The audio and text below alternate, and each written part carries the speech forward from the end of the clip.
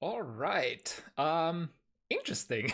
I got a very, very interesting glitch just now. So my in-game client's volume just died completely, even though it's on when I switched some, whatchamacallit, sound. Fuck, what are those called? Inputs. Now we should decide if I want to restart my client for the music. I guess I'll have to. I'll just have to restart this client, huh? Sorry about that. All right, gamers. While we are restarting the client of QKGG, I hope this fixes the issue, because then otherwise we're in trouble. Anyway, while we are restarting, it is Sunday evening for the Euros, which means it is time to get ready to rock our weekly 1st to 7 for the next couple of hours for Bounty Hunters. Now, waiting with bated breath. Do we have sound? I know it's weird because I got sound effects, but I don't have a BGM at all because I changed like my input settings during the game being on. It's a very, very interesting glitch. I've never seen that happen with any game before. Anyway, if it's your first time watching, we're basically a weekly show match event for Guilty Gear Strive happening every Sunday. Wait. Oh yeah. Don't worry, Zok. Let's see. Okay, we got the music. Sorry about that. That was really peculiar glitch. I've never seen that with any video game before. That means we'll have to rehost the room and give the players a new code. Sorry about all this. Sometimes technical details out of our TO hand surface. Sometimes you get a new bug you've never seen before when using computers.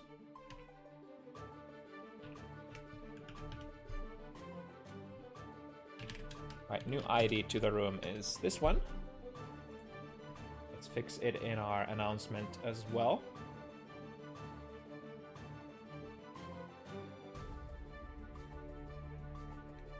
Now TOing. Please hold. Okay.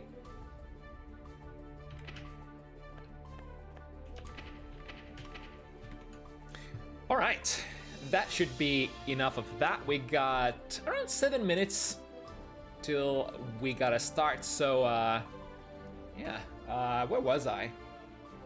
Well, you know who it is, Captain Dumbass on the microphone again tonight. Let's start talking about the matches. Or rather, first things first, let's clear up some scheduling errors. So we will start with ZoK versus KS match as is depicted on the cards, but Priscilla versus Epic Gamer is going to be moved to slot 2 instead of slot 7. Sorry about being a bad host. I had a little bit of a mistake handling the data and matchmaking. I tried to schedule a match that was really hard to make happen for both players. Other than that, all the matches tonight on the screen should be happening in their corresponding slots. Well, except, of course, every match is moved down a slot because, you know, the 7 being switched to 2. You get the idea. All right, so what do we have for tonight? Lots of Elfelt, that's for sure. We had a little bit of a sneak peek last week on Bounty Hunters because there was only so many days between the announcement and Bounty Hunters happening on Sunday, but we have now gathered basically a horde of Shotgun Idol enthusiasts ready to show what's what. Basically putting on showcase their week one activities, results of their week 1 Elfelt activities tonight. 5 pieces here. You can get much better than that very easily. Let's go quick from bottom to top.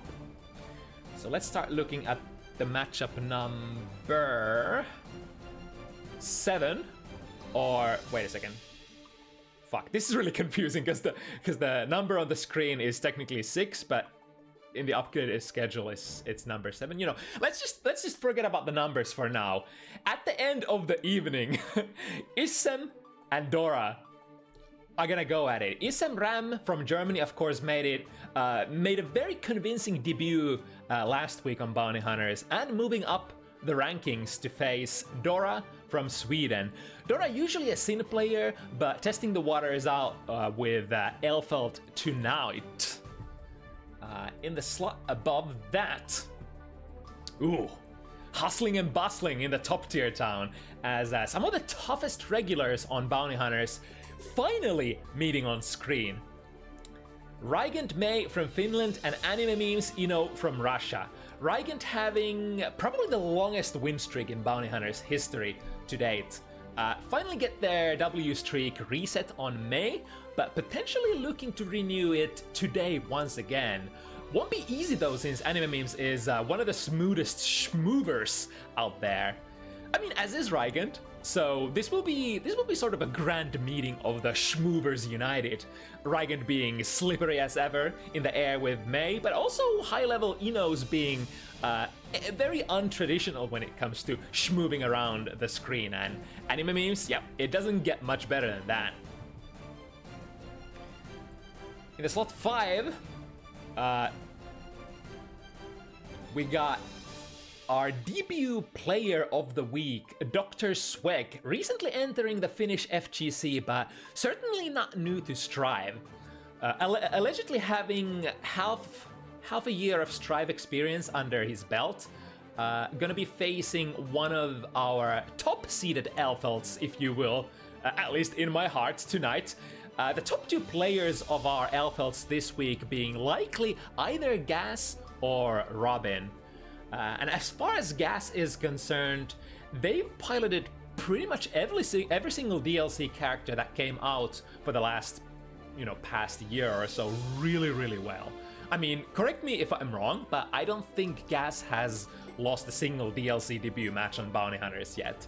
They're just a very intuitive player for jumping on a new character and figuring out week 1 strats really fast.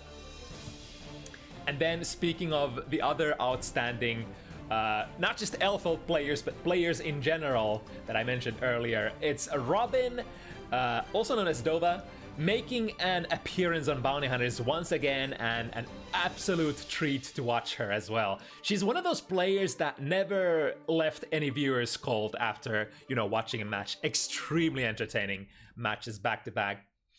Amazing Potemkin performance during the early stages of Strive, switched to Testament, has taken out big names such as, I think Sierra Vice was one of the scalps that Robin has taken so far. Certainly a task worth bragging about, since Sierra is kind of a gamist, and now coming back after a short Strive break, as far as I've gathered, and seeing if Elfeld could be able to scratch that competitive itch once again. And what else? We have Blue and Jin facing it as well on the 3rd slot. Blue, Ram from Germany, another one long time no see. Previously appeared on, was it September or something like that? And against, you guessed it, Alpha Valentine being piloted by Jin from Netherlands. Let's speedrun this as we're about to get close to the go time. Then the matchup that we moved to the slot 2, Epic Gamer. The last player to pick up Ram for this week, usually an Axel player, gonna go against Priscilla, who coming back after a short sort of a hiatus of kinds. Testing the waters with Nagoriyuki once again. Priscilla, of course, with a lot of characters, but choosing to go at Nagoriyuki this time. And then we've got the players raring to go already. It's ZoKHiZ from the Finnish FGC, one of the finest gorillas, big body player, premier throughout, every anime game out there, especially Arxis games. Gonna duke it out tonight against KS. So KS is very interesting. It's been a while since we've seen KS play. But certainly through my own experience, I can vouch for KS definitely looking as sharp as ever. We would probably usually rate this as a, whatchamacallit, a underdog match probably for KS, but you know, I'm not actually so sure. I went pretty evenish against KS recently in a long set, and I feel like I've been doing okay myself against ZoKHiZ as well. So from my perspective, just about anything could happen in this one. Let's jump to the right names as well. There we go. We got ZoK, we got KS. Yeah, it's definitely a banger. We're starting with a very high level match. So GoToLu is a character that definitely wants to get in that close range and make the opponent block anything. The problem is Leo is kind of good at neutral, but probably Leo not one of those characters who is, you know, an absolute menace to deal with. I mean, GoToLu is having some mobility issues, will struggle against characters like maybe Axel and stuff like that. But Leo having to, you know, get a little closer and more personal is probably a slightly easier nut to crack than some of those really hard zoner characters. Alright, ZoKHiZ working the corner once again. That full burst once again. Use the 50 meter, keep the pressure going, and we got more juice. Not able to open up KS. This was actually a very important hit from KS. Had a full risk bar blinking. ZoKHiZ quickly reversing the situation. No longer getting a clean Oki from that S reversal DP, or rather can't use the heavy DP anymore, which would give you the best Oki. But unfortunately, heavy DP lost its invo frame, so now you have to perform the S1, which doesn't give you as good of a knockdown as you can. ZoKHiZ so far showing a lot of good information, rather matchup information when it comes to playing against GoToLu. Is able to DP between the gaps. Of course, if you respect some of the behemoth typhoons that have the longest startup, you're gonna be the most minus. So ZoKHiZ is probably looking to be as active on defense as possible, DPing those gaps whenever possible, making KS potentially go for something that is not as greedy, doesn't produce as many plus frames, or just, you know, aborting their pressure sequences, stuff like that. First one goes for ZoKHiZ. ZoKHiZ has been keeping the pressure alive very well. So far, I think no real active pressure sequences for KS. However, the drone, very good at starting the pressure. ZoKHiZ spends the 50 meter to get out of jail for 50 meter kind of a deal. All right, reversal super from KS as well. Yeah, as you can see, not willing to go into the Behemoth Typhoon this time around, remembering that DP that ZoKHiZ played in the last game. That is gonna be a very important RPS going forward in this matchup. Are they gonna DP? Are they not gonna DP? How am I gonna find those DPs? Very nice half screen swing there with the coffin. But ZoKHiZ not being content contained in the corner. 50-50, 50 burst, 50 tension available for ZoKHiZ. I'm gonna be building even more. That's probably a good burst at this point, aborting the sequence from ZoKHiZ. But this will be even if, oh my goodness! Was that a frame trap with a super? But of course, ZoKHiZ could afford to make it because he was rocking with the 100 meter, making the big plays. And honestly, that's kind of good because paying 100 meter to grasp, seize the momentum at that point when KS is already kind of low health, is probably worth the cost. There's not a whole lot of stuff that you could do, especially since you can RC supers basically whenever. It doesn't suffer the same downsides of, you know, DP RC, whereas if the DP whiffs, you can't RC it. No, you can just let the super rock and RC it if it whiffs. So it's extremely safe in that sort of way. ZoKHiZ once again ready to press the buttons. Ooh, able to go into the very delayed air coffin swing, catching the startup of the parry stance strike from Zok. Going to low, going to high, find the hit, and ZoKHiZ has the meter, break the wall. This looks really tough so far. ZoKHiZ not giving KS an inch to play. And at this point, it's probably not worth it for KS to spend any of those long-maintained resources. The burst. I tried to go in with the jump K, but ZoKHiZ was ready with the jab on the anti-air. Once again, ZoKHiZ, a little bit of a whiff punish there with the Sonic Boom. Spent the burst, not get cornered. And there's the bait. Now here comes the damage. Has the 50 meter as well.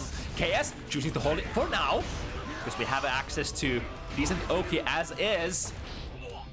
Ooh, at the very tip end of the 2K, but not being able to confirm that. Speaking of the 2K, Goldboy's got some really nice changes this patch. One of them being getting their 2K a little faster, as well as, I think, is it 2S got harder to whiff punish. If we go throw into the corner, what's gonna be? Make it very safe. ZoKHiZ still holding on to that burst, but might want to take it to the next round. Yeah, the most safe play here is don't touch the burst. Just go into the next round and start the round with a little bit of an advantage, because KS does not have his burst meter full yet. Ooh, being very tricky, missing with the back turn K, the low, into a throw. And ZoKHiZ already working with a basically one hit to kill. Definitely has it here. However, KS has the burst. But look how many resources they have to fight against. A little bit of a miss there, getting attacked by the drone, and a big chance for KS. However, this is not gonna be easy. 100 burst at 100 meter. Leo is one of the better defensive characters on defense. KS is attempting to stay at a spacing where none of those DPs would make a difference. Jump slash doesn't hit cleanly. Ooh, dangerous deflect shield whiff.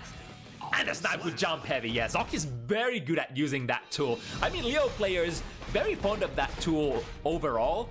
Really crazy amount of horizontal range, especially in situations like this where you don't necessarily need a clean combo. Although that jump heavy is usually gonna yield a combo as well pretty consistently if you're ready to air dash cancel it. All right, 3-0 for ZoKHiZ. I mean, not exactly surprising to anybody. ZoKHiZ is, of course, one of the finest Finland has to offer. ZoKHiZ being very patient, not committing into the jump in. Quick 5B and into 5D. I wonder if that was a 2D miss input there. Jump D, holding down the airspace. Oh my god, I'm actually surprised that KS missed with the jump D there. ZoKHiZ seemed to be above them. Wild Assault. Unfortunately, target was airborne. It's one of the few stages where White Wild Assault is not the most potent when the opponent is actually jumping. Very prone to whiffing that move. Finds the overhead and quick one hit curve into super. Third strike, y'all. Ah, the whiff punish and ready to go with the red Wild Assault. This is the red Wild Assault play.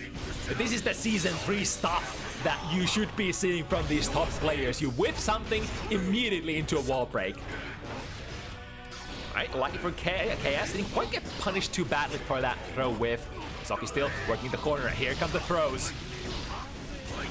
Ooh, turn this into the right direction. Oh, I mean, technically this is a 360, so I mean, it doesn't matter which way you churn it.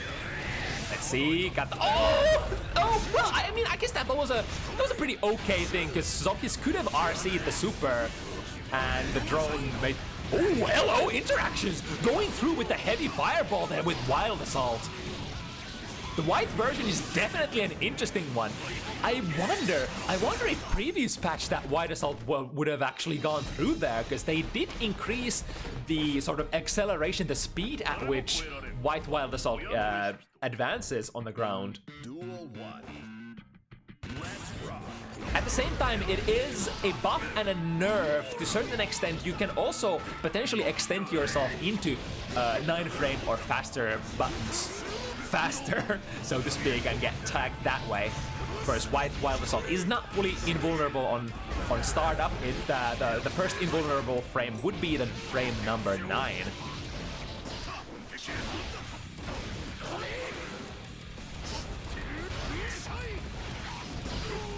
Right, containing Chaos in the corner, need one more. This would probably be a checkmate. I think Chaos is basically chip range. Oh, got the FD there. had a little, just a little bit of FD left to block that special move that ZoK played. But at that point, when you have to expend all of your meter, getting your pressure going without any meter at that point of the round, not the most fun place to be in Guilty Gear. I could read this. Hard knockdown as well. I think one hit here could be the round. Ooh, ZoKHiZ perfectly extending. Was that far slash or... I think that was far slash. Still kind of hard to distinguish between 5 heavy and far slash for me. Really perfect button press timings for ZoKHiZ. And the jump D classic, yeah. A lot of approach options for GoTLuiZ players tend to start with jump D. Nice DP.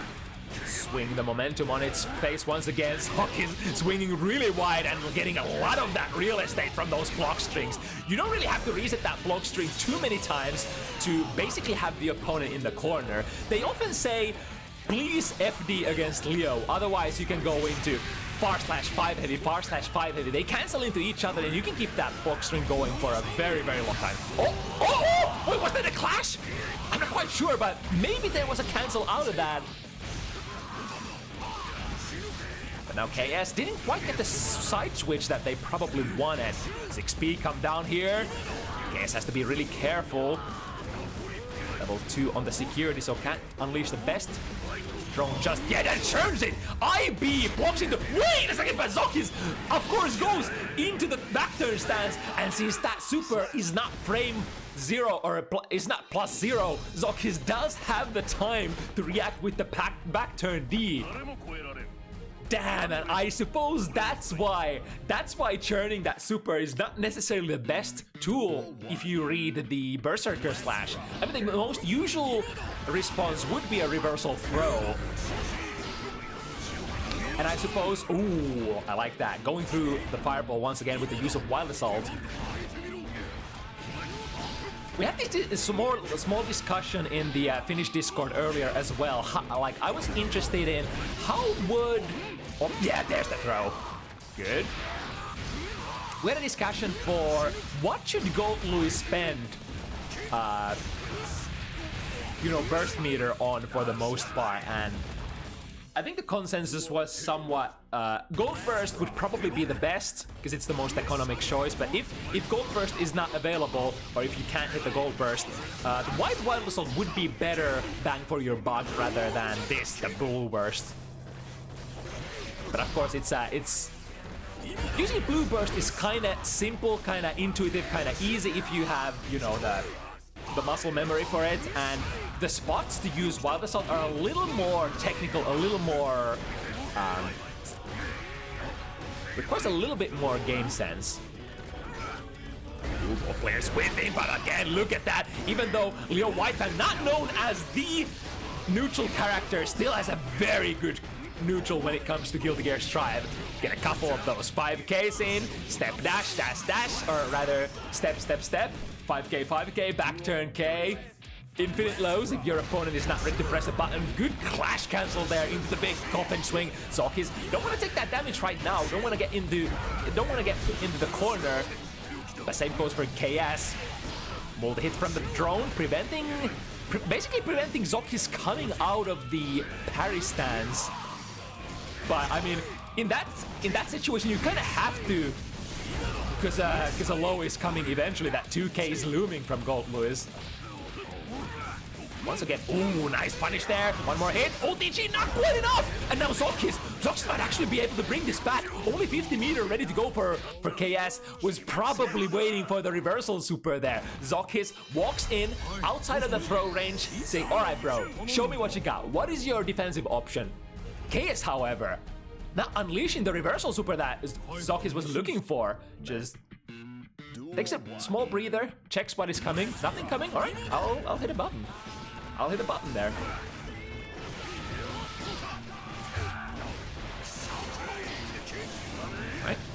costly out of the corner. Basically cost KS the security gauge as well as the full burst. But getting some decent value for that purchase as well. ZoKHiZ had to use their burst as well, and now KS, how did that whip that seemed to basically graze through ZoKHiz's model there? Take a stab. Good block on the overhead. However, after the overhead, you could be looking at another low, another overhead, or even a stance cancel throw. And stance canceling basically into anything is quite plus for Leo Whitefang. ZoKHiZ with the 100. How are we gonna defend here? Oh yeah, wait for the drone hits and then unleash the weapon X. And why should you not? For we had 100 meter once again. It's not enough that Leo has one of the coolest reversal DPs, meterless, in the game. Also, having access to extremely forward-moving reversal super just makes Leo's reversal defensive toolkit really well. Oh, the TK! The TK Behemoth was probably not what KS wanted here there. However, still able to keep the pressure going, and ZoKHiZ, yeah, will happily take that burst into the next round.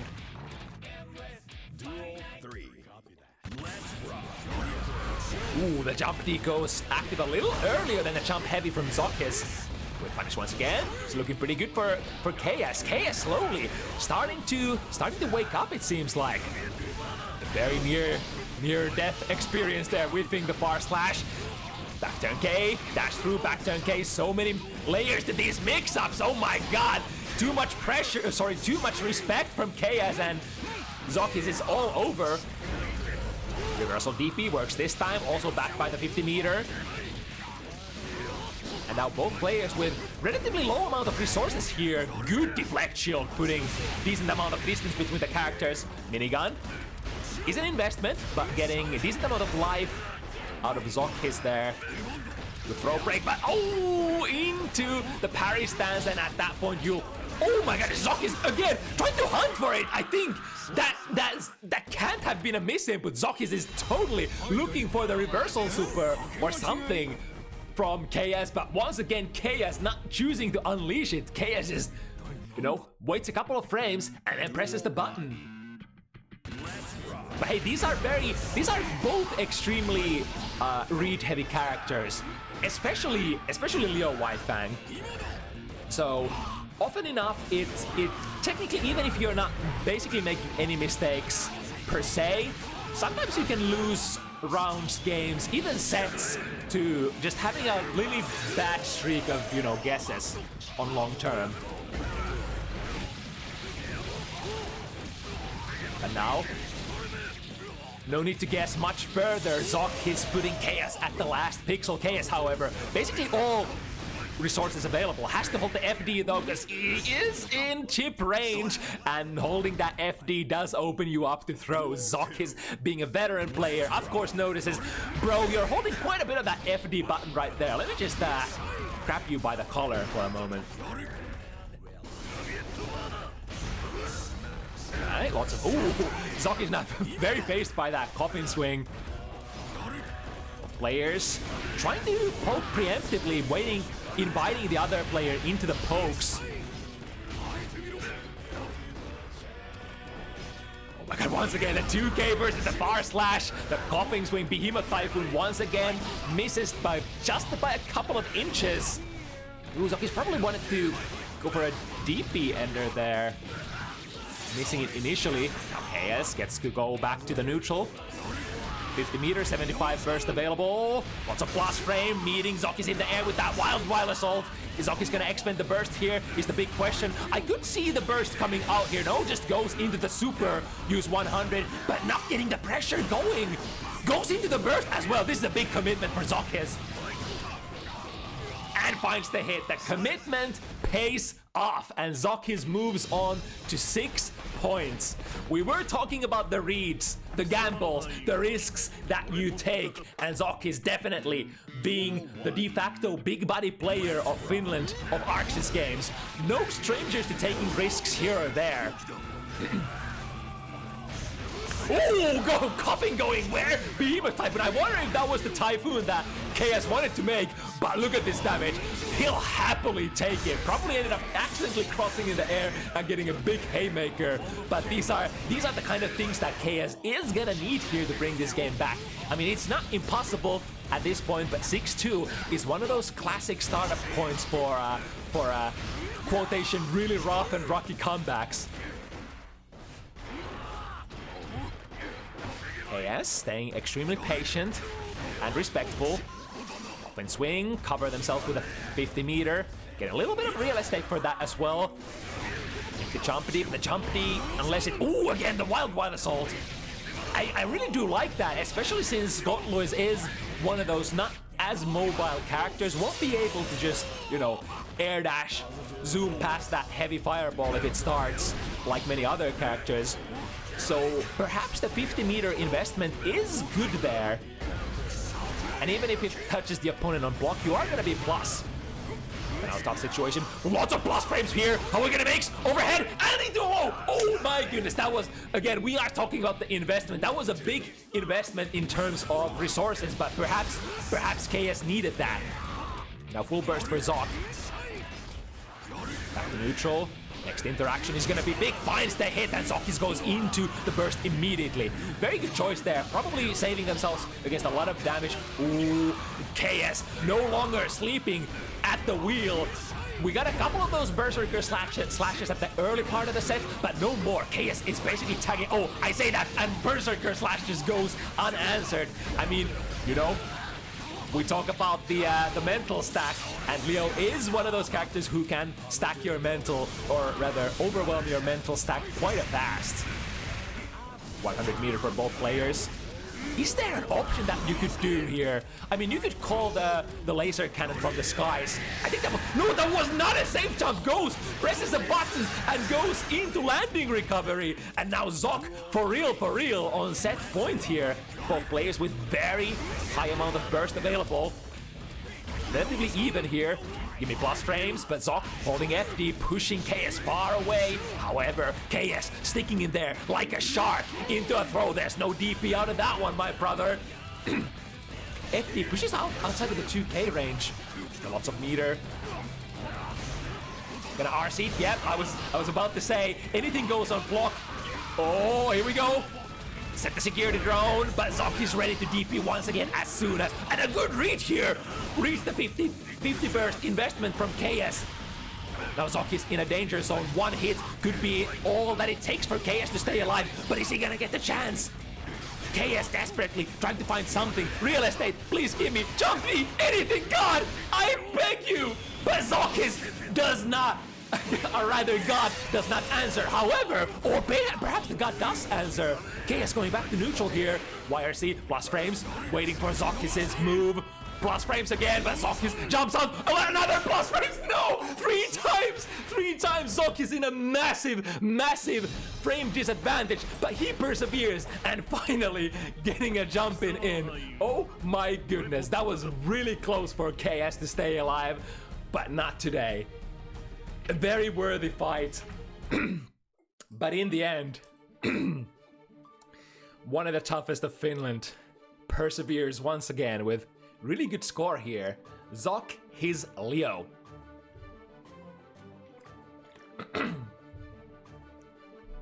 Oh my goodness.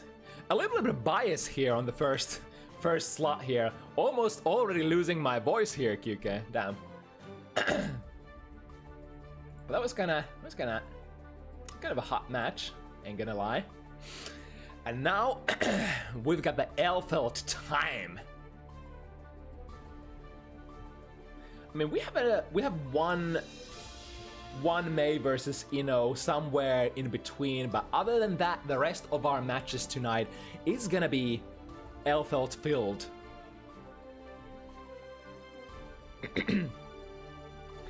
All right, so as we said earlier, Priscilla making a comeback on Bounty Hunters after a short while.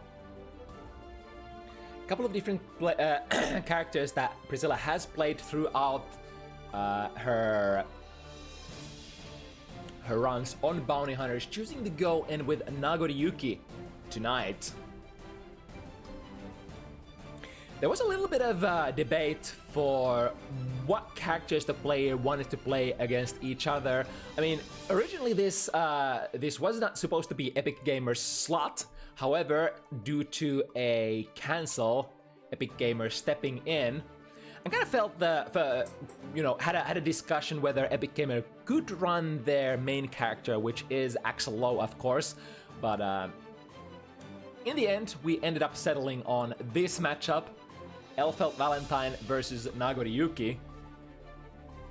Also, the reason why we don't have the full card art is because, you know, last minute switch ups, and it's hard to go into the digital figurine mode and make the cards if you're you know, kind of not home in terms of you know, our graphical designer situation. But I mean, to be honest, it's kind of better than the usual card. I mean, MS Paint art. If this doesn't slap, then I'm not sure what are you smoking. This is actually one of the coolest cards we've had on Bounty Hunters so far. Also kind of embodies the sort of scuffedness here.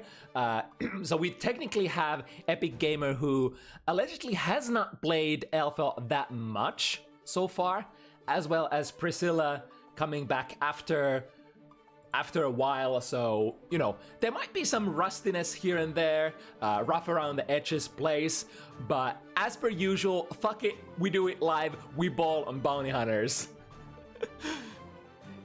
Even if we don't have the card, we have something even better. Alright, let's see. Elfelt Valentine, extremely fun character to play, extremely offensive character as well, especially against characters who don't have a meterless reversal. So DP characters do pose a sort of a problem for Elfelt Valentine to get your Rekka pressure started.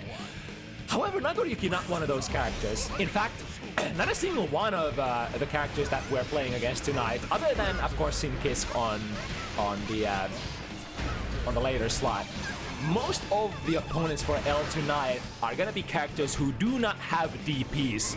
So we should be seeing some decent opportunities for our Elfelt players to run the offense tonight. Speaking of, oh, okay, I like that. Not choosing to commit, especially since Priscilla had 50 meter ready to go for reversal as well. So just taking a quick jump back and shooting the cannons.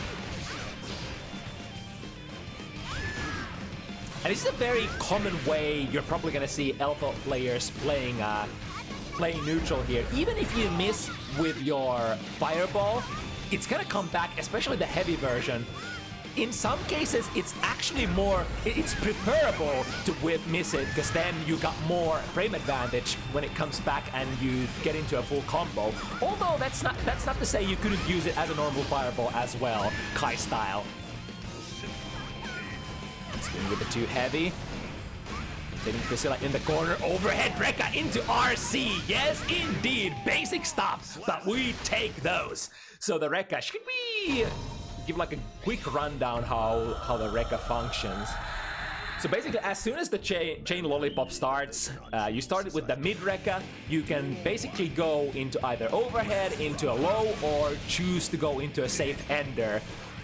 But you only get 2 charges for your Rekkas, two moves that you can use, unless you reset back to the starter mid, which will basically reset the sequence and give you the 2 charges back, and you can do it over and over again. But a lot of the Rekkas are airtight, so kind of hard to challenge during that. And I think this reversal super, being one of the slower in the game, but should be able to hit it. Yes, indeed. Getting Priscilla out of that pressure situation. RC and comes down with a big button. One more hit for Priscilla. Jump D to delay the momentum in the air. And 2S as a makeshift anti-air. Yeah, we'll take those. We'll take those. The spacing is perfect. Round start, 6B, hits it home. Here comes Epic Gamer with the grenade, the Pineberry. It's one of the best ways to sort of, if the opponent chooses to stay grounded or press grounded buttons, the Pineberry, the 2-1-4 heavy, one of the you know, simplest ways to basically make yourself unavailable in the skies and catch their toes into a big combo starter. White Wild Assault. The input frames go active before the 2 heavy goes active for Epic Gamer. 2 heavy into Rekka pressure once again. RC a little late here, and because Epic Gamer missed the Rekka starter here, got caught by the Beyblade here from Priscilla. 1-1. Of course, the initial Rekka, the mid Rekka that will always start the chain lollipop sequence is quite slow.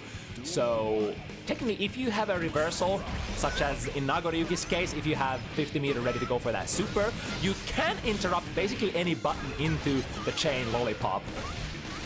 But it's much more comfortable if you do have a meterless option to interrupt that. That will basically make Elfo players think twice before dialing every single button into Rekka once they get to close range. Ooh, 6-speed meets with the 2 heavy. That's actually one of the interesting things about 2 heavy is from Alpha is that it doesn't low profile too much. I say that, but I think this time it was perfectly spaced. The 2 heavy, as far as I remember, does not have any big disjoints either. So it's basically just a kind of like a half screen moving tool that can get your pressure started. But gotta be very careful with the timing of that button. A quick 1, 2, 3. Oh, is this gonna reach high enough? I think it should. Yes, indeed. Even though Prime Berry, that move that Epic Gamer just used there, makes you quite inaccessible to grounded strikes, reversal supers and DPs usually tend to be upward moving enough, especially from that range, to be able to catch it. A couple of shots. Ooh, into a big starter. 1, 2, 3. Drop it in the corner. Missing with the... Oh, still has time to press part. Close slash even. Reaching for the 6P, and the Bridal Express should get a very clean conversion here. Yes, indeed. As one of the most... What's the adjective I would love to use? It's a very simple, nice tool to use, that Bridal Express for Strive. Not too hard to make plus, of course, from close placing. It is usually going to be minus, but at a basically tip spacing, you can make it plus or even-ish, and if it hits, you can RC into pretty comfortable conversions. So it's definitely one of those ways to, especially if you want to spend 50 meter, just do it on block, RC, and you're ready to go with your Rekka pressure. Ooh, Epic Gamer finds a breathing room here. To go for far slash, but the move, the special from Nagoryuki was already active. Miss with the DP, round start. DP, of course, from Nagoryuki had its round start potential, and overall effectiveness slightly reduced the dispatch, making it so that you can actually tag the lower end of the hurt box better, I believe. 1, 2, into Rekka, Rekka, Rekka. Opponent is in the corner, and Epic Gamer assuming a little more defensive posture here. Good trade for Epic Gamer here, still keeping Priscilla in the corner. Aggressive burst, hold it right there, sister. You're not going anywhere. White Wild Assault, hitting very far and very high. To still be anybody's game, Epic Gamer has 50 meter but doesn't get to use it here. Priscilla rushing through before that reversal super comes online. 2-2 here for our second matchup of the evening. A really explosive matchup. Of course, we all know the firepower of Nagoryuki. Oh my goodness, caught the 2 heavy there with the bite, and another one. Gee, Priscilla, how does your mom let you have 3 bites into a fully charged 5D? All right, that was kind of a bamboozle point there. At that point, when you eat the command gap 3 times, of course, you're probably going to eat the 5D as well.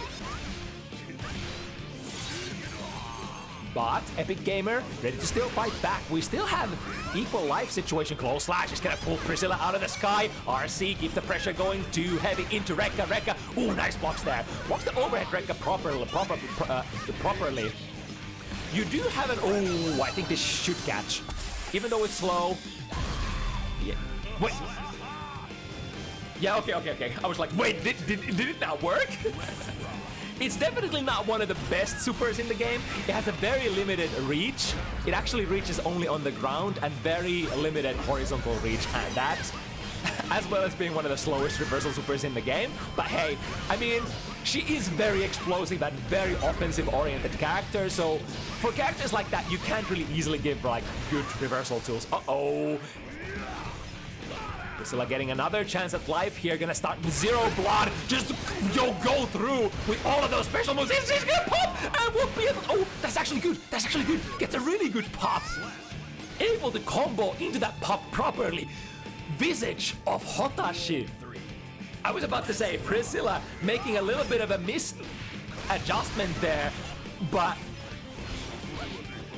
shows that I know nothing. That was actually a perfect sequence for Priscilla. Bar slash, tries to go for a bait there with a backwards Hukyo. Finding the mark, still quite a bit of life here to chew through for Priscilla. Gotta be careful with the block situation as well. No special moves available. Might be looking at a reversal super, the best option. Oh, speaking of super, Epic Gamer not being able to cancel into the super for the kill plus frames, but that pushes Epic Gamer so far away that Priscilla now can't gain access to that. Nago full screen, full blood, you know it, a tale as old as time. If your opponent can access you from the other side of the screen, which LFL definitely can, not only those shots, but, you know, Primal Express RC, what are you gonna do as Nagoriyuki when you can't spend special moves anymore? I mean, the Wild Assault is one of those tools that you would love to lean on in those situations, because you can basically get a half screen skip neutral jump scare tool in the form of White Wild Assault, even when your blood is very high. In fact, it does put you in a plus frame situation and allows you to go into more of those slices that will be able to draw blood back. And Priscilla trying just that. Oh, the clone erasing the bullet here. Priscilla with a chance. That's Epic Gamer with so much meter. Does Priscilla, is she able to recover in time? No! The 6 heavy still has quite a bit of recovery left there.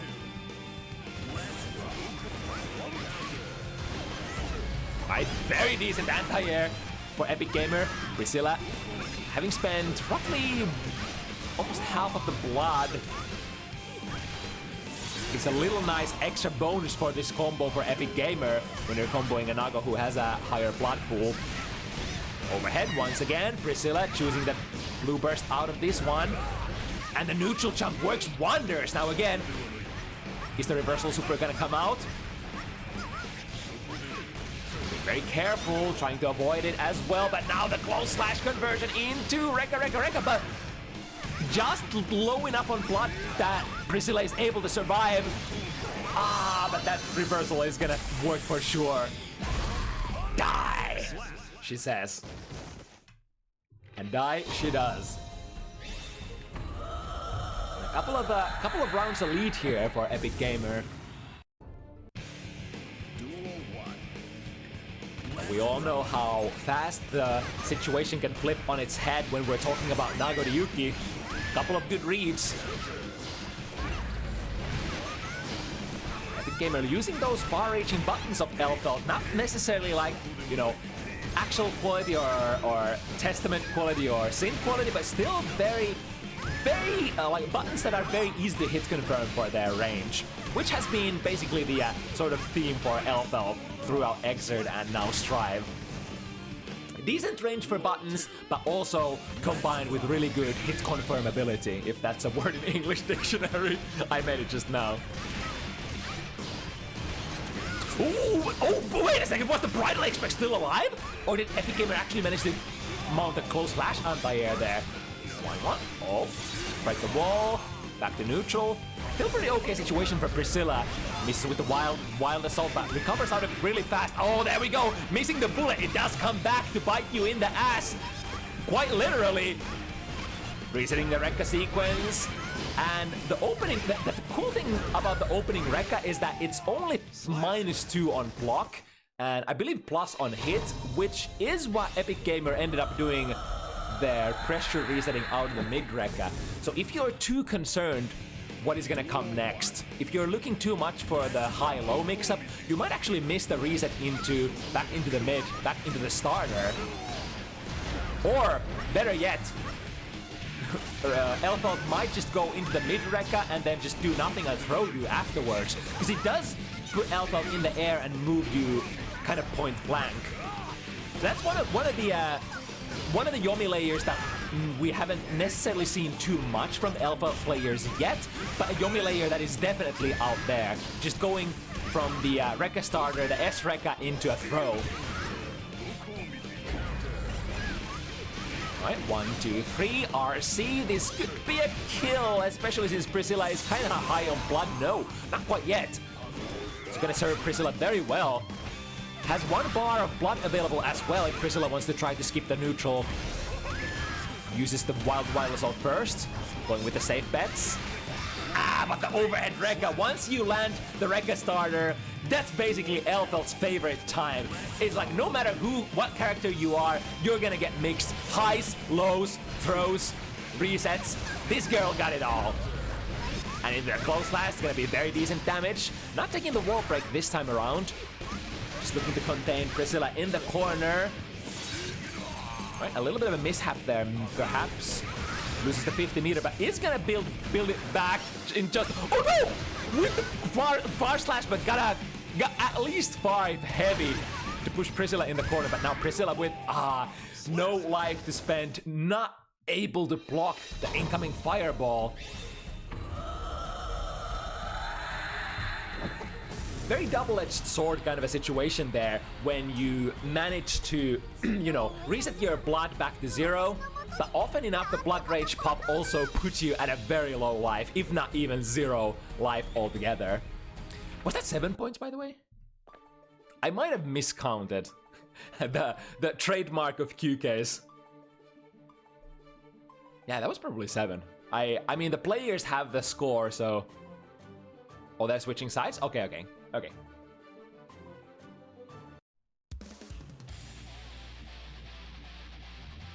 So Epic Gamer assuming the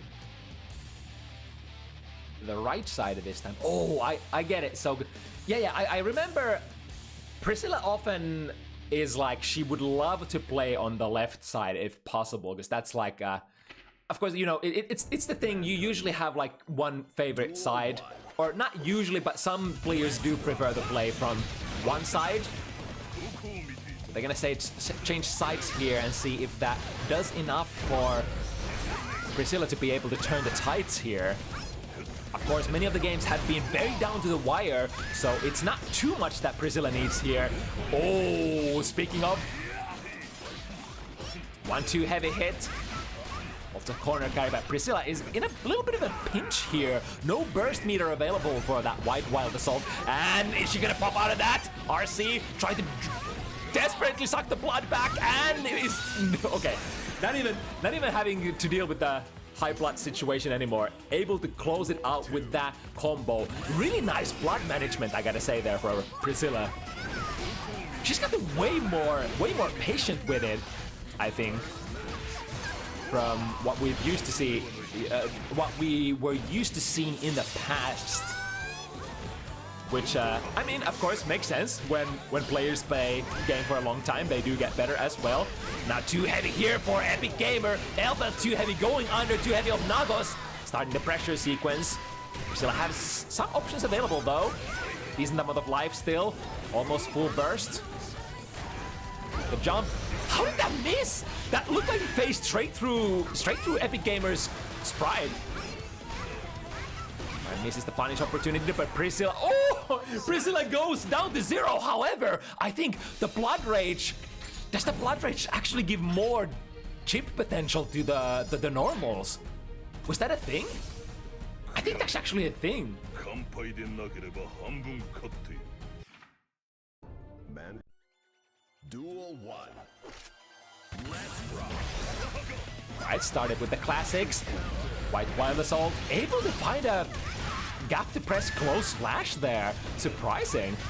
I couldn't even see what Epic Gamer was able to up through there. Right, Wild Assault. Getting decent value into a big combo. Ooh, I like this burst. I might have bursted. Yes, indeed. It was a really nice idea, but ended up a little too close to Priscilla in the ending sequence. Priscilla extremely low on life. Backdash out. Here we go. Into fire slash. And now it's time to guess. But the good backdash, I think that would have put Priscilla into a popping state as well. Was probably trying to go Beyblade into gamble it all. BSU. Uh-oh, speaking of, I think, yeah, Epic Gamer swung into that, so Priscilla getting out of the jail for this time. Oh, big coastline, sorry, big DP hit. 1, 2, 3, keep the combo simple. Into BSU, there we go, yeah. Priscilla has really turned on the pace a little bit more, going for these high blood, a little more riskier plays, and, you know, I think it's a fair strategy. It's a Nagoriyuki strategy to go a little higher on the blood and then risk it all into you know, strike throw BSU mix up. And if you get the BSU, then you're all set. You're all fine. All of that blood pressure is gonna flow back. 1, 2, 3. Oh, let's see what's gonna happen here. Is that gonna negate the fireball? Nope. Just it's gonna end the super sequence. Here comes Epic Gamer once again, getting deflected back to full screen. However, Epic Gamer has been completely fine fighting from that position, bobbing and weaving back and forth. Take a couple of shots. Elfeld can unleash those fireballs from half screen and then follow through behind them. Our first Elfeld Gamer okay, let's take that back. Our first Elfeld Gamer of the week achieving victory here. Epic Gamer going 7-3. The really cool thing about Elfeld is that she's so fast to pick up. She's really front-loaded in power level. That's not to say that Elfeld doesn't have, you know, some sauce as well. There's stuff like, you know, we haven't really explored the grenade super too much yet. There are still layers to Elfeld, but if you want to get a really functional high power level Elfeld for, you know, day 1 or week 1, Elfeld is a really nice choice. It's basically, I guess, Guilty Gear Strive's mix machine.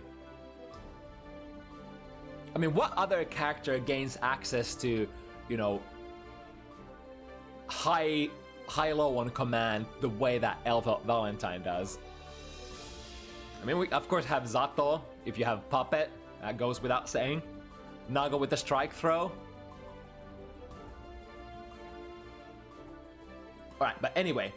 Blue Ramleth versus Jin. Not Bridget this time, but instead gonna go in with Elfeld.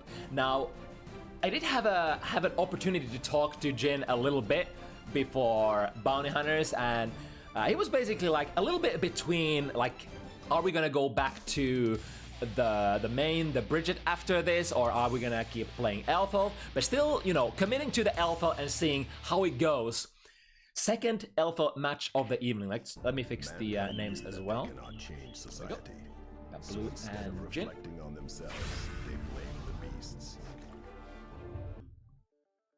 Ram versus L. A true Valentine match up there. Whipping the heavy fireball right off the bat and getting big starter for it as well.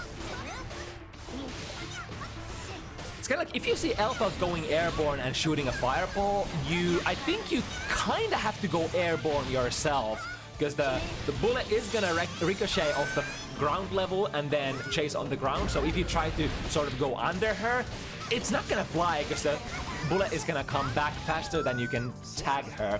So usually going air to air, maybe air dash, one of your biggest horizontal reaching buttons, try to get a big counter hit on the air, because she does remain in basically counter hit state all the way through landing. Alright, it's time to break the wall, lots of damage, but it's also gonna build a lot of meter, a lot of resources back for Jin. Rock blast frames, jump out at that distance. Damn, Jin's just not getting to play much here. Blue is absolutely relentless. Now that I think about it, we were talking about Alpha being the mix-up machine. I think both the Valentines are. Although Ramlethal does kinda require that corner position before she gets to get her mix-up engine started. Not just mix-up, but also pressure. Whereas Elfeld is just pure mix-up. She doesn't really have block strings per se, I think. It's more, as soon as you land something, you just go into your mix-up right away. Usually being like a Rekka if you can afford it. If you're playing against a character who can't reversal you. Alright, speaking of reversals, is the 5K gonna recover in time? Not this time! So into Rekka we go, low, reset back into, yes, there's the basically the vaulting Rekka is the S Rekka, which takes you back into the starting sequence. It is mid, so it doesn't matter how you block it, but more importantly, if you block it, you're in a bad situation because you just got reset back to the starting point by Elfo, and you're looking at a more risk build-up as well as more mix-ups incoming in the future. Nice movement there. Into Bridal Expresso. RC BNB combo. That could be a wall break almost. One more hit could have been it. Shot comes back. Ooh, I think going for a strike there would have been the right call. 5K, stagger pressure, keep them in the corner. Blue would really love to get that sword. There we go, gets it by using the Dora RC. Oh, overhead, and that's actually enough. Wow, Saprabato delivering some damahe there at the end. Nice whiff punish into 1-2, no follow-up though.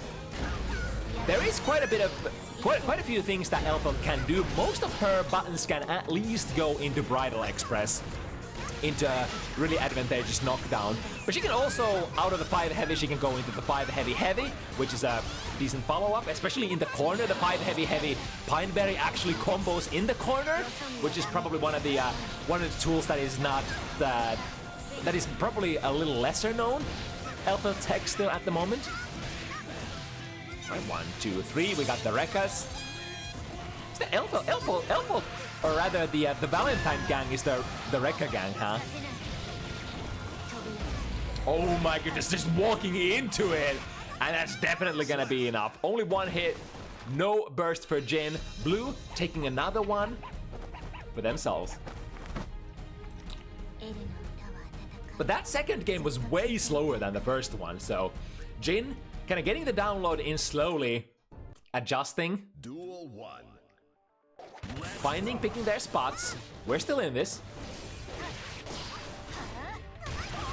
We had some really great whiff punishes from Jin, but now, ooh, a rather neutral trade there. That's a good trade for Jin. Into Rekka, blocks the overhead, and no follow-up there on the third one.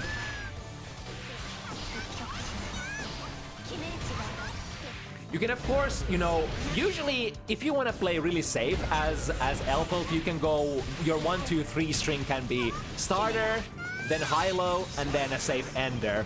You could potentially play high and low as well for your ender, your third strike, but in that case, you better usually have 50 meter to back it up. Because if it's blocked, you're gonna be like minus 18 or something, so the opponent is gonna get the dream punish of their, basically the favorite punish of their dreams. Oh, nice air dash there. Getting right into the thick of it once again. Reset into a hit once again, RC. And Blue doesn't have the means to get out of this. They should take it. Both Valentines kind of made of paper. So lots of damage coming through. Jin finally getting the W's. Going to the last round with full burst for both players. Nice interruption there. Not only did that interrupt the sequence of Blue, but basically at the 50 meter that Blue spent on that Wild Assault conversion. Alright, this is gonna hurt. Jin has their burst used, and now choosing the damage ender. Gonna build a lot of burst and tension back for Jin. Next hit is crucial. Plus frames, walks into it again, and that could be it. Yes, indeed. Especially with that positive bonus attack modifier, even building into the 50 meter just at the end of their sequence there. Blue 3-0. Duel 1. Even though neither of these characters is a blender character per se, the single knockdowns are in a very, very traditional Guilty Gear fashion. They mean a lot. One knockdown for Ramlethal usually means that you either get the corner or you get a very advantageous position, and next hit leads into basically a wall break. And for Elfelt, well, one hit and you're in the mix with DJ Elfelt. Ooh, is that gonna reach? I think that might actually reach, yeah, because Blue was extending himself into that, or themselves into that.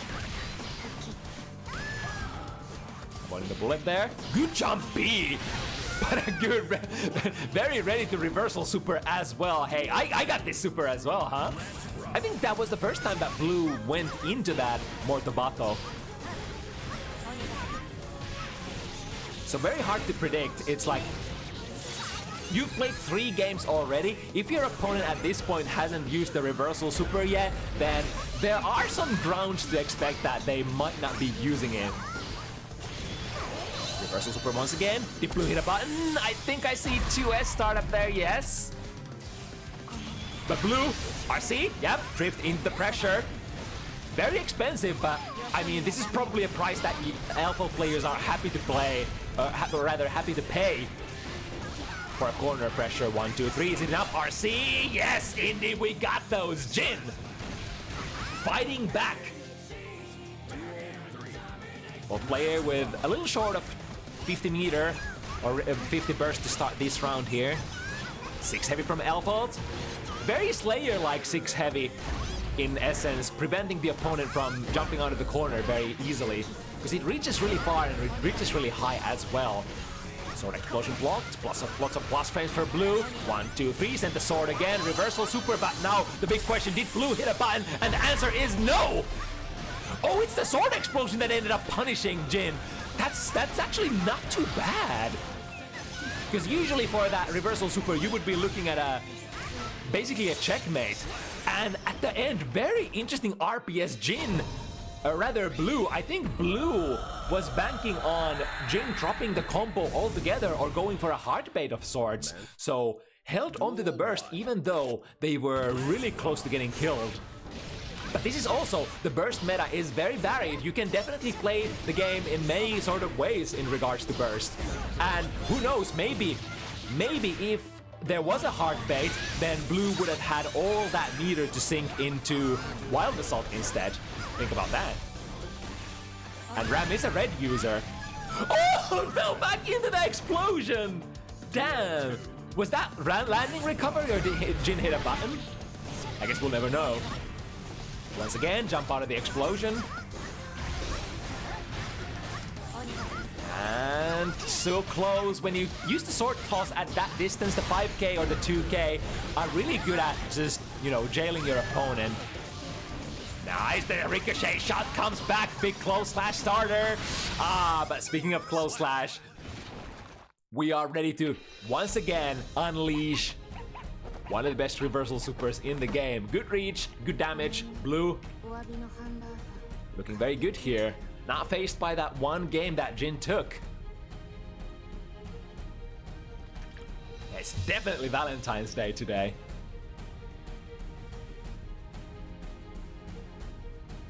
Taking a little bit of a breather here. What is the adjustment for Jin?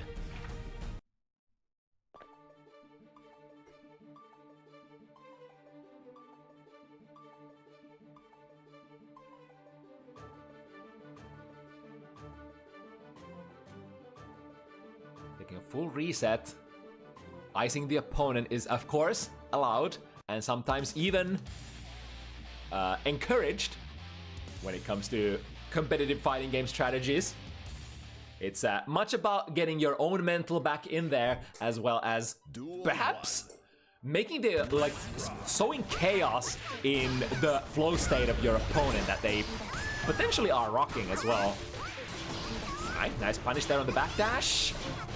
Ooh, we got the Pineberry unlocked. Yeah, speaking of, I think I haven't seen blue counterplay the Pineberry successfully yet. And the counterplay usually would be that unless you have some sort of a godlike 6B, you would have to go air to air against Elvert most of the time. Right, RC, check what is going on. Into red Wild Assault, keep the pressure going. Again, I think the sword explosion is gonna ruin this punish. Let's see what blue is gonna get. Gonna get nothing more than pressure. So I think Jin is actually gonna be pretty happy with that. Or maybe I spoke too soon. I definitely wouldn't be happy with this pressure situation, even if I had the life lead. And the life lead is gone now. Saprabato, big damage coming through. Literally 1 hit point, 1 pixel. Drifts into the active 2K. The RPS, that's great from blue. So if blue hits no button there and Jin drifts blue forward, there's nothing that blue can do anymore. They're probably just gonna have to respect it. But if you hard read the drift forward, press 2P, or rather 2K, then the opponent is gonna drift into it, and unless they have a DP, there's probably nothing they can do about it.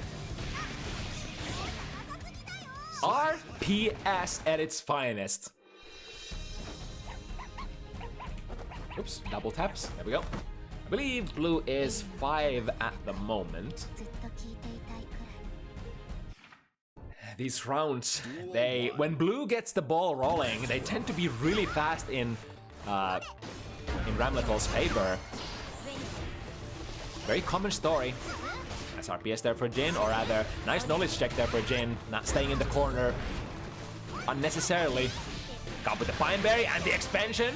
Extension rather. Expansion. Here's the expansion back for Guilty Gear's Tribe. Season 3, Alpha Valentine. Alright, YRC is the name of the game.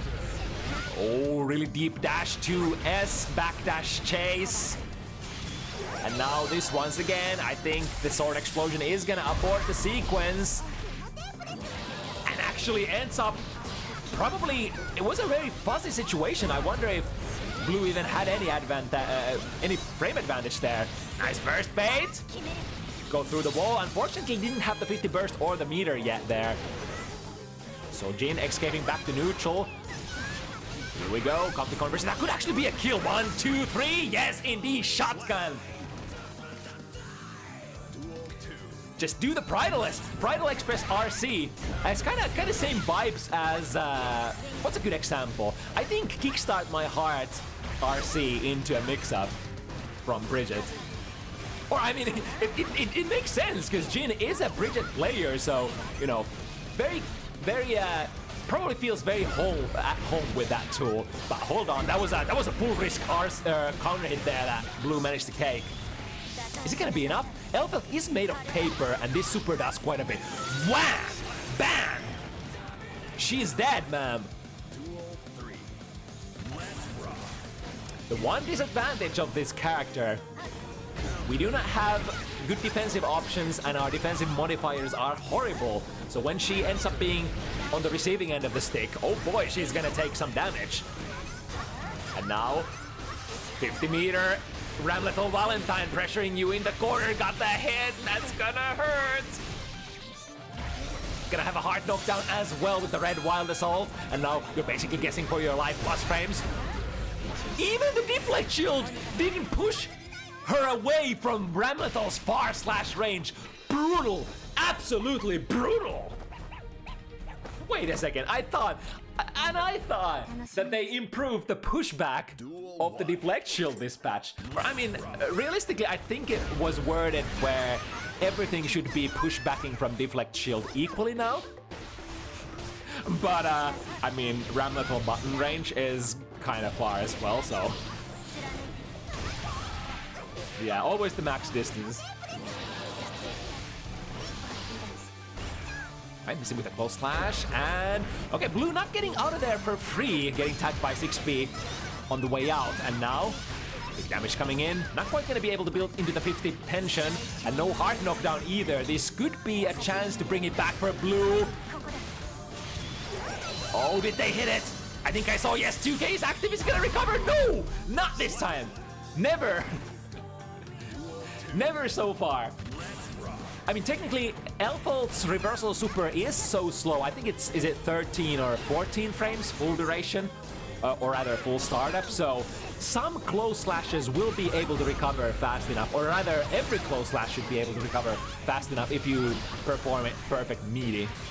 Or sorry, not perfect meaty, but on its last active frame, rather anti-perfect meaty. Do we have a term when a button is not meaty? I think Japanese people probably have a term for that. Anyway, here's ram level combos. Again, into the reversal super. Is it gonna actually reach? Nope. Yeah, that's a really good showcase of how limited the reversal range is. But I mean, that time Ram was also really far. And not a whole lot of reversal supers would reach that. Maybe more Tobato on a good day. If the opponent extends themselves into it.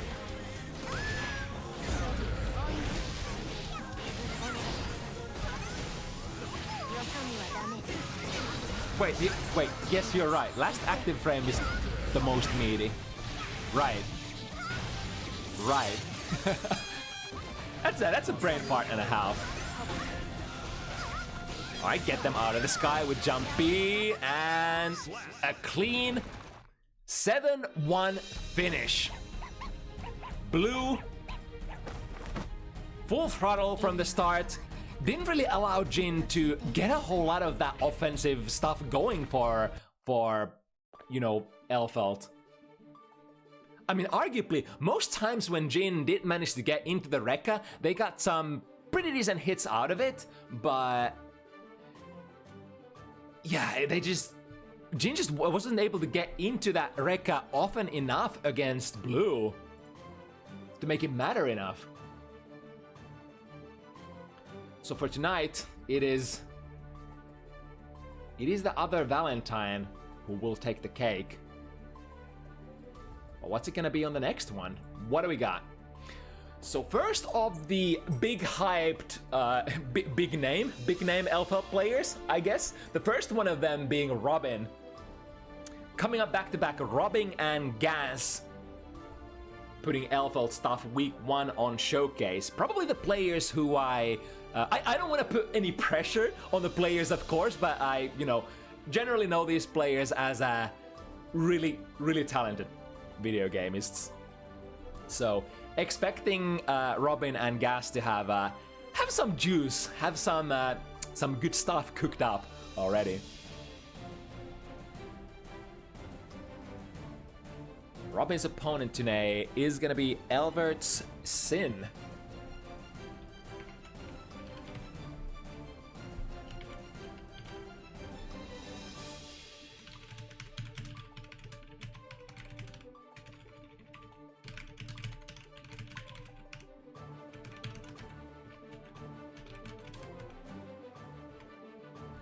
Right, let's send a notification to our players. Yeah, as I was talking about earlier, this is the one matchup of the week where Elfelt does have to play against DP. And oh boy, what a DP it is. It is the best DP in the game. Sinkisk, the glue sniffer extraordinaire. The only DP in the game that leads straight into close slash pressure if you're able to put 1 stamina into it. I would say if Elverts has the, you know, the counterplay lapped, we're probably gonna see a lot of preventative measures against, you know, Elfelt going into the Rekka. Like we said earlier, once you go into the Rekka, you're basically in the mix and there's not much you can do about it, because Elfelt can play pretty much airtight mix-up between the high and the low. And of course the low is very good at catching your DP mashes or reversal super mashes, so generally not a spot where you want to mash DP too much. So it's more spots like the heavy buttons or the close slashes into the Rekka which you might want to interrupt. Or I think close slash, yeah, Elfelt does have a lot of difficulties with, like, has a lot of gaps in a lot of her normal sequences. That's why one of the reasons why I said that Elfo doesn't really have good block strings per se. Close slash, if somebody is mashing DP against your close slash, I think the only two things you can do is do nothing or go into an airtight 2S. But you can't really low out of, you know, close slash. So even after a close slash, it's pretty viable to sort of RPS with DP against Elfalt.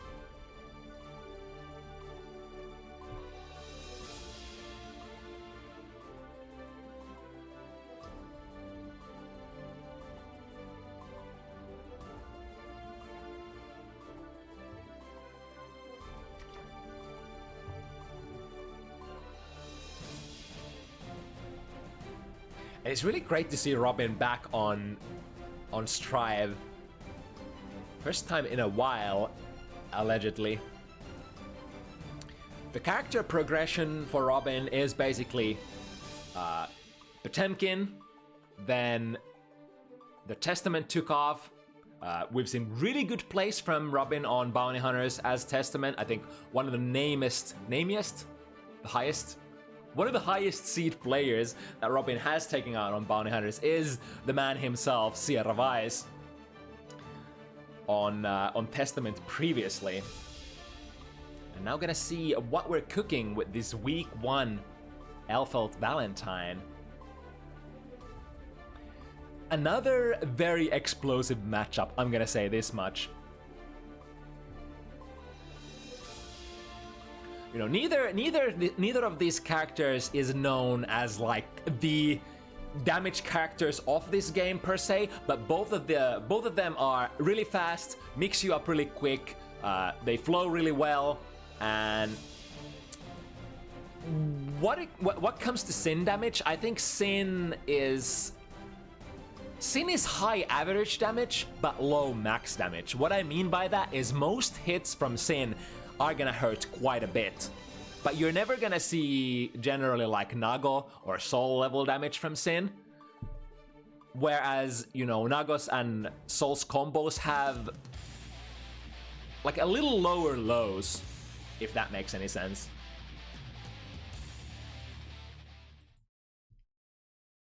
And of course, Elfelt Valentine is just, you know, Duracell Bunny, balls to the walls, lots of mix-ups, quick combos, repeat. High-lows, left-right, strike throws, resets. It's all built into the kit of Elfelt Valentine. Even the throw mix-ups, you can spend 50 meter on her throw super to get some really grimy setups that haven't necessarily been explored too much. Or maybe we shouldn't speak just yet. Maybe, just maybe, Robin has something very interesting cooked up. Let's see how it's gonna go. Deflection and a nice whip punish as well. That's one of the most important things. If you deflect shield, you always want to follow it up with something. Into jump D, already looking really good. Robin's looking like she's cooking. Break the wall. Now Elverts Ishnard with all the resources available in the world. How are we gonna defend against this? Goes in with a very safe sequence. I really like that. Going with the missed shot into a late ricochet shot so that you don't have to deal with the active reversal game of ZoKHiZ. Nice backdash there. That's not the easiest timing. Especially with a very standard backdash. I think Elfelt is one of those. Elfelt is one of the. Elfelt is the only DLC character that has the basic most standard backdash. And in Guilty Gear, since close slashes are so active, it's kinda sort of hard to backdash out of close slashes. Uh-oh, missing a lot of stuff. Close slash whips, throw whips, goes under the far slash though. Far slash is an anti-air, still got the toes. So Chain Lollipop is able to cancel even on whiff, right? So if you whiff one move, you can still keep it going and, you know, catch them if you whiff with the initial S1. Alright, still able to stay alive. There we go! Instant air dash. That's what we were talking about earlier. The one sequence that you should be using to punish those fireballs, and we might actually be back in this. Elverts doesn't have the juice to break the wall with the hard knockdown, and now under the far slash stays alive. Alright. But Robin is gonna go into this last round with a decent advantage, has all of that burst juice available. And Elfelt, I think Elfelt is one of the first characters who can actually utilize her blue wild assault fairly effectively on combos. Like /5 heavy goes into blue wild assault and then combos into wall. Oh, speaking of blue wild assault, missing it here there, maybe holding it a little too long. Oh, take this! That's one way to deal with Elkhunt. And let me tell you this much, you're gonna see a lot of Elkhunts for ZoKHiZ players, because that is one of the most premium ways to skip neutral straight into pressure, even plus frames if you're willing to spend one stamina into it.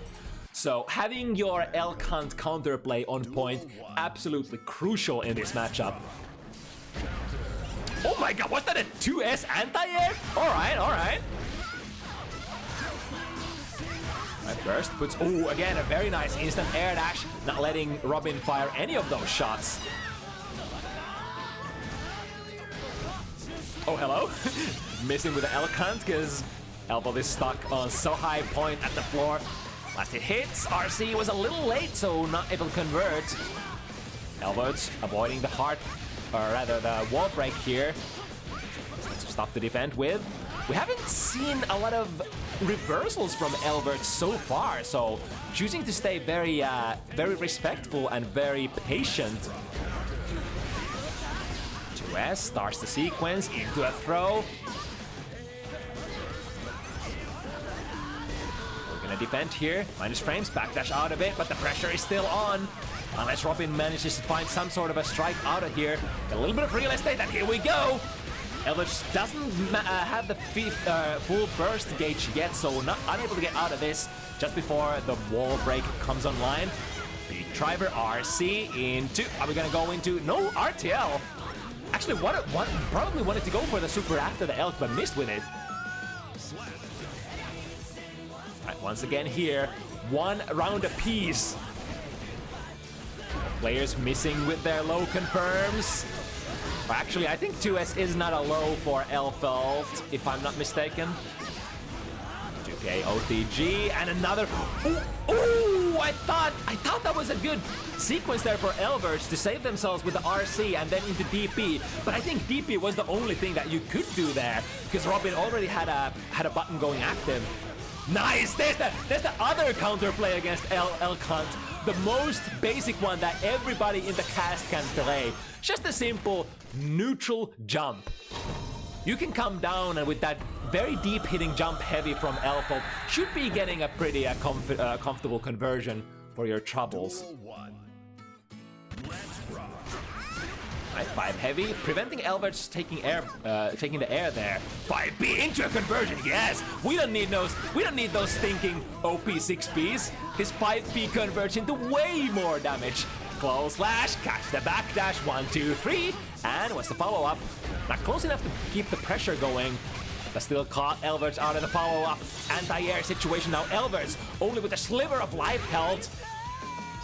Life left. Only a sliver of life health. Life health, vital essence. Yeah, into the full sequence.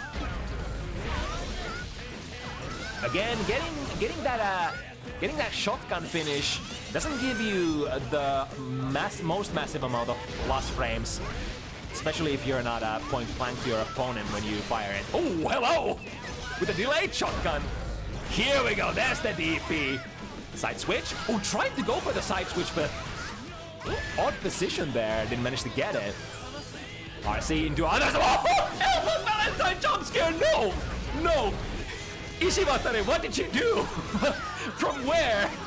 If that's not a classic Kill the Gear 6B, I don't know what is. Shot, once again to prevent. Ooh, but the angle is good for Elverts. It's a quick 1, 2, 3. Get the knockdown, and what's the mix-up here? Into a low. Robin pressing something. too heavy into a special move, 5-frame gap, so very hard to get anything out of. Close slash, big starter. Elverts deems that it is necessary here to prevent the hard knockdown, especially since Robin had the 50 burst ready to go as well for the hard knockdown. SS, K heavy into full sequence once again. Have to take the wall break here without the hard knockdown. Elk starts the sequence, uses the RC. A lot of resources going into this pressure. Again, forced to take this with a soft knockdown. Robin has a lot of stuff to play with here, but the instant air dash. Honestly, the instant air dash has been the MVP tool so far for Elverts. Basically timing it really well, getting punishes against those fireballs, and not just those, but also these delay extended pokes, such as like Fire Slash, 5 heavy. I tend to say Sin is not very great at jumping in because he doesn't have much vertical reach, but he's extremely good at punishing stuff with instant air dashes, such as fireballs. Because of this move, Jump Heavy, he has a lot of horizontality for him, and that can basically punish any fireball or long recovery normal from full screen. And Elverts taking a lot of good, basically taking advantage of that feature of Sin's at the moment. 5B, that's a big anti-air, that's gonna go into corner, RC. Let's see if Elverts wants a burst! Oh, Sin's sides and able to block it from the other side. I'm actually surprised that heavy fireball didn't catch the elk hunt there. RTL, Robin is really low on life here. 6B does the job.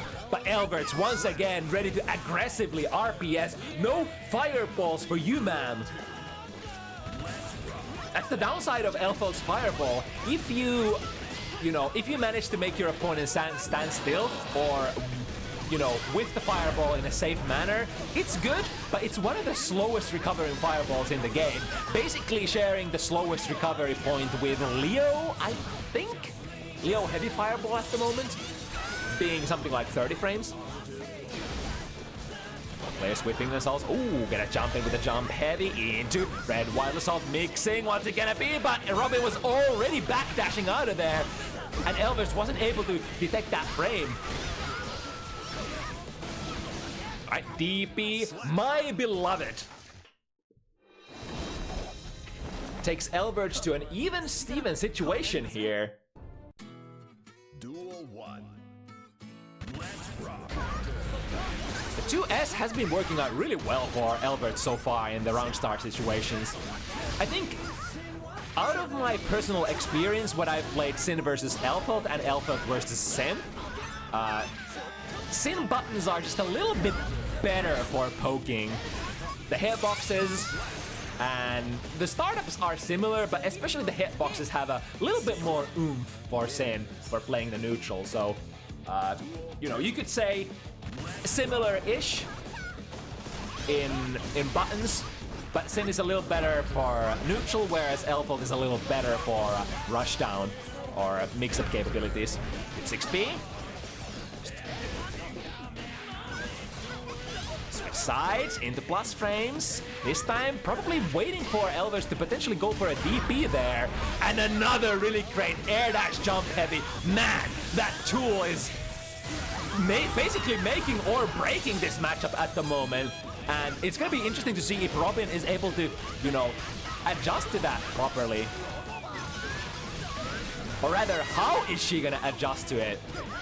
One option is, of course, to not use the fireball, but when you are a fireball character, you would much rather, play the fireball RPS. Because, you can't react to the fireball either. You have to commit to the air dash. Oh, nice combo! Here we go. 1, 2, 3. Oh, I wonder if that was a combo drop or a setup.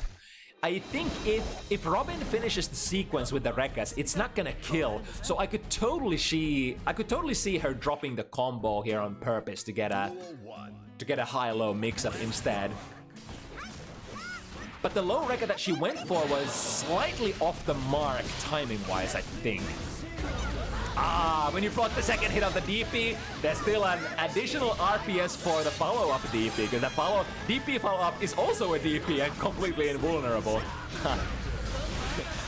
thank Ishiwatari for these knowledge and reaction check DPs. Alright, we're confirming this. No big damage because the DP was the starter there. Robin with a lot of resources still. 50 meter ready to go. Misses with the starter Rekka. Good 6p. And waits for the burst. The knowledge, the basically the experience of Robin going into play here knows that players tend to want to burst here. So aborts the sequence. Oh, here's another tool to go past the fireball. You can go over, but you can definitely go under as well. That usually, if you want to punish, if you want to Elk Hunt punish the Elbow Fireball, you usually have to be fairly close. Because if you whiff the Elk Hunt, you're gonna take a big hit because the Ricochet is gonna come back and punish you. Yeah, there we go once again. Bar slash, not being able to low profile under it with Alpha too heavy. The button does not really low profile per se, from my experience. Good punish here. Close slash, close slash. This will, oh, hello? Combo drops maybe? Or a reset? I guess we never know. This time, Elverts does get the side swap. And 6p, one of the premium ones in the game. There we go, a showcase of that blue assault. Like I said earlier, one of the first blue wild assaults that converts really comfortably. I think most of the characters so far who have the blue don't usually want to use their burst resources to make the combos, and often they can't even make good blue wild assault combos either. But Elfelt kind of a sort of like an exception to that. Barely missing with the 6p. Low slash on landing. But no conversion. There we go. This should be a clean conversion. And Elverts recognizing, oh, but can't get out of this one. But the bounce, the juggle is somehow off and didn't manage to get the Pineberry conversion. Despite that, Robin working with a massive, massive life lead. And again, the very safe round start gambit. Shoot the heavy fireball, miss, it's gonna ricochet back. If you DP, well, fine, you're gonna miss big time. If you're gonna block it, all right, good for me as well. But there we go, perfect timing on the instant air dash again. I keep saying that, but the game sense for Elverts when the instant air dash is working out so well. It's tough as well, because like, to sort of counter those instant air dashes, you would have to stop doing anything yourself. If you want to be ready for the 6p on reaction, you basically have to stop. And as a character like Elfel Valentine, you probably don't want to be a stationary target a lot of the times. Even though you have one of the juiciest 6ps in the game, yeah, it's kind of tough if you're like a sitting duck and get tagged by Elk Hunt, even on block by ZoKHiZ. Alright, nice conversion. Not the biggest frame advantage there, though.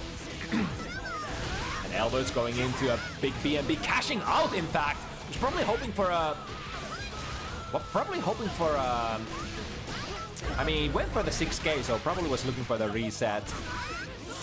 But now the momentum swing here. Robin got the 2 first games. Ever since that, it's been all Elverts Ishnard. 4 in a row, but now finally Robin able to break the W streak of Elverts. And perhaps ready to get back into this game. Perhaps even ready to get back into the driver's seat. Let's see. Nice, got the throw on the DP. It's definitely a tool that Elfel players will have to rely on against frequent DPers such as ZoKHiZ. Backdash gets out of there, but as a result also cornering themselves. Have to use burst to get out of that. Oh my god, the really tricky shot makes Elverts cross here. And I'm not sure if Elverts was ready to react to that. I certainly did not. Never seen that interaction before. Again, jump heavy on block doesn't produce the biggest amount of frame advantage for ZoKHiZ.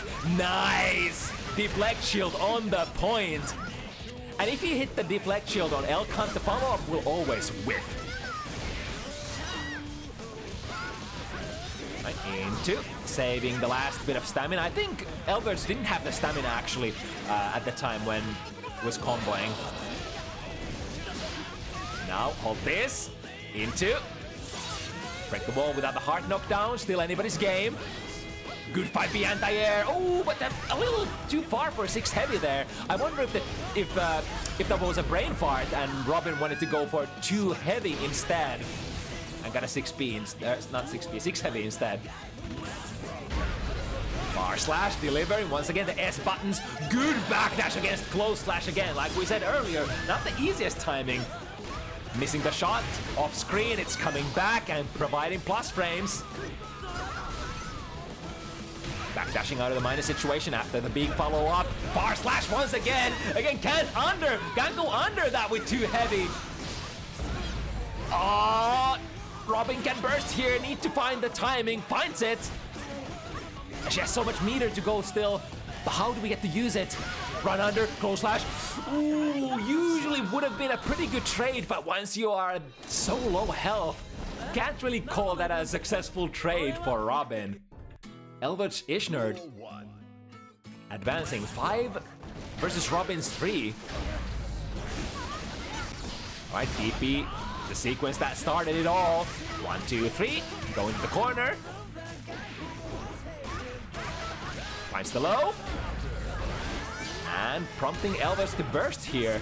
Good ricochet shot, but he's ready to go in with the elk. RC. Because of the RC conversion, Elverts does not have a lot of resources to play with here, yeah. Not even stamina. Stamina was very low as well, so that basically means that Robin was kinda free to press buttons here.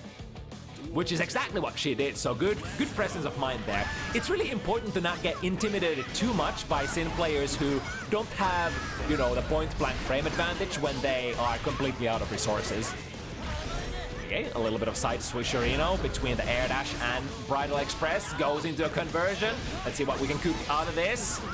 Again with the fully charged 5D, but Robin has seen that already 3 times. Not gonna fall into that pit trap anymore. And we have the juice. Get the ball break. DP is of course available, but Robin has been, goes with the very, very safe Oki once again. And you can see here, the shot hits, full combo. That's why she's been playing it. That's why she doesn't engage. That's why she doesn't fuck with the DP of Sin Kisk. That's dangerous. That's absolutely S+ risk rating to challenge that DP when you don't have to. Duel 1. Let's rock. Right, switch sides, straight into Red Wild Assault.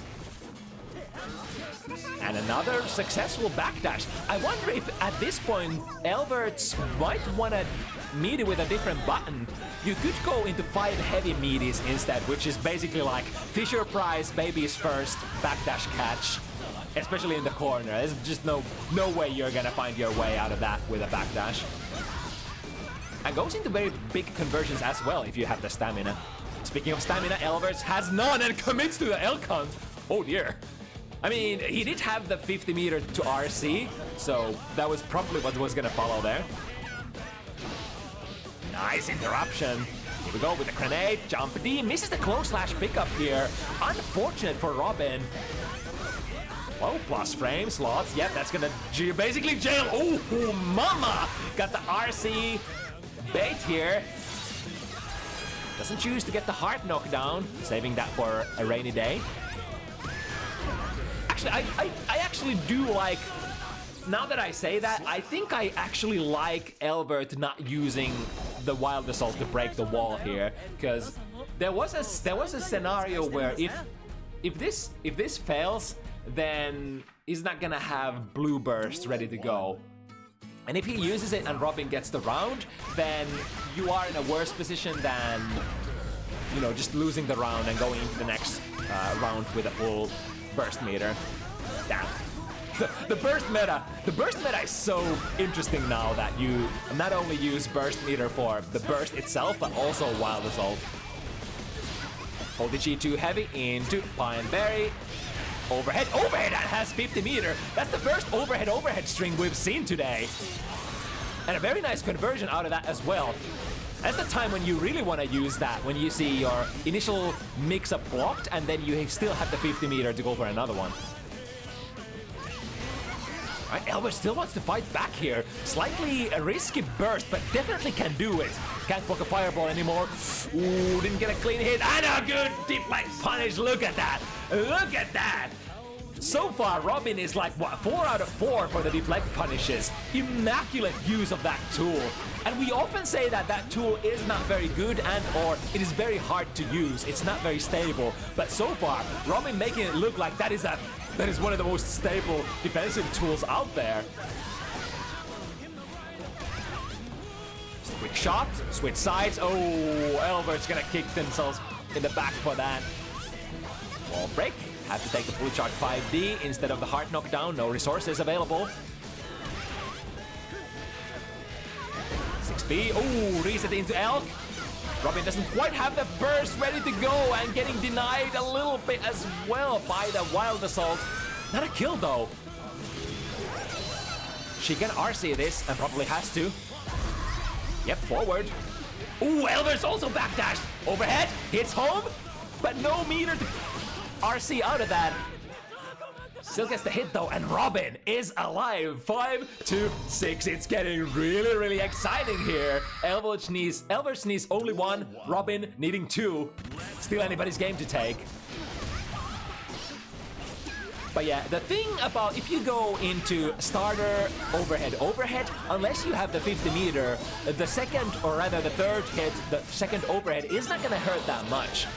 Because you can't convert out of it, and you barely get like a decent Oki as a reward. Right?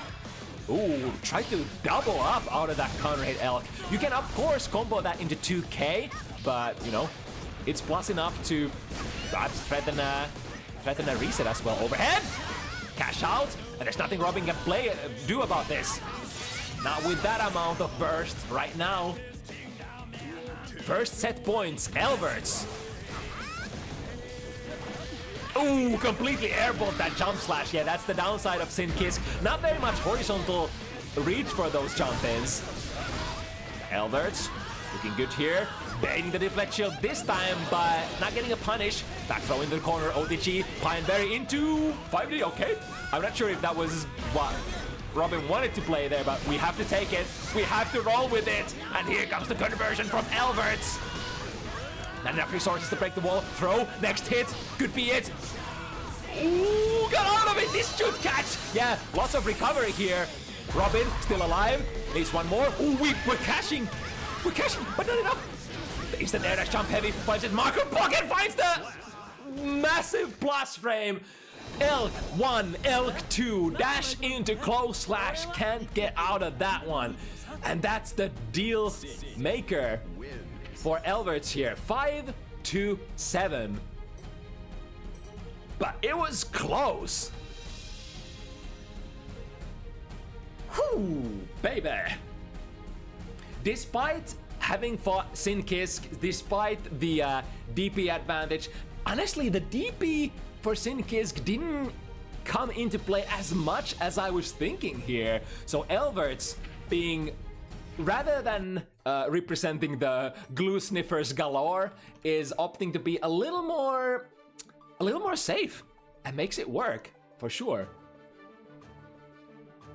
But definitely good debut match for Elfelt for Robin here, and really hoping that Robin sticks with the game still for future to come.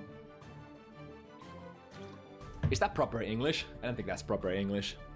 English ain't my first language, huh? Alright, next one. Gas Elfelt. One of the most prominent players to display how to play new DLC characters week 1. Against one of our newcomer, or in fact the only newcomer of this week, Dr. Swag. Entering the Finnish fighting game scene just recently.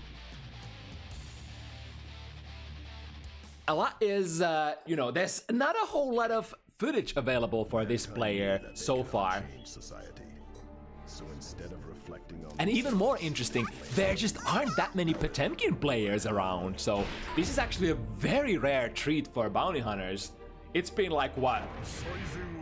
I can't even remember the last time I saw Potemkin on screen.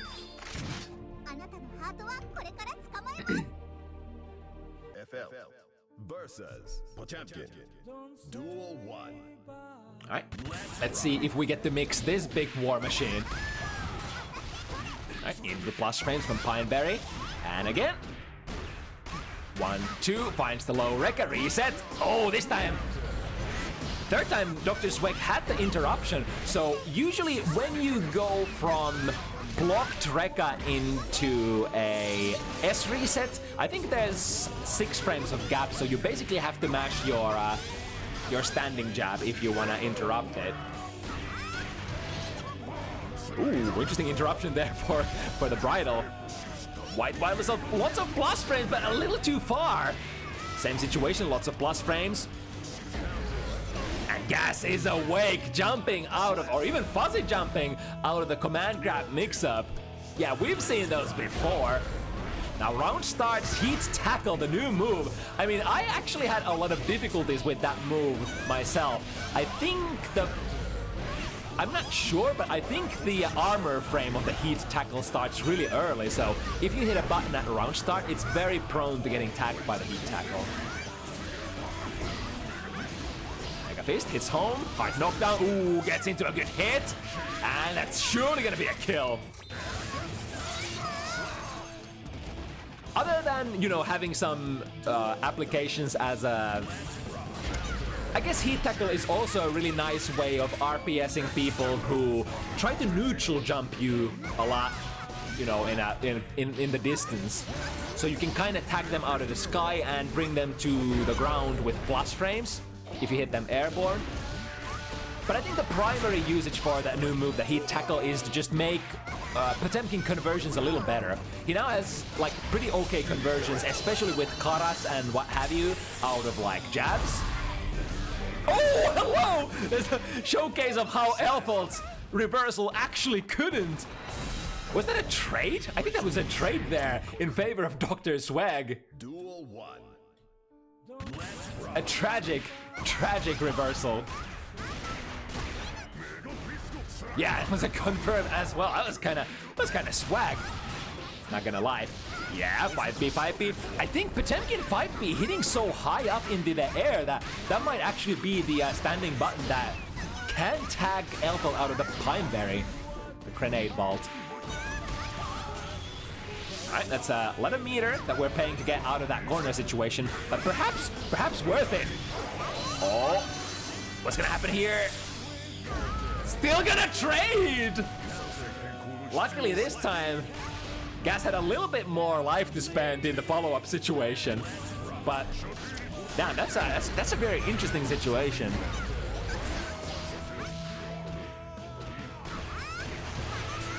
Right, 1, 2, 3, get the bridal knockdown. Yeah, Gas, out of our Elfo players today, I think Gas is the most accustomed to the corner situations, especially like, I think far slash or like 5 heavy doesn't have as many applications mid-screen as it does have in the corner.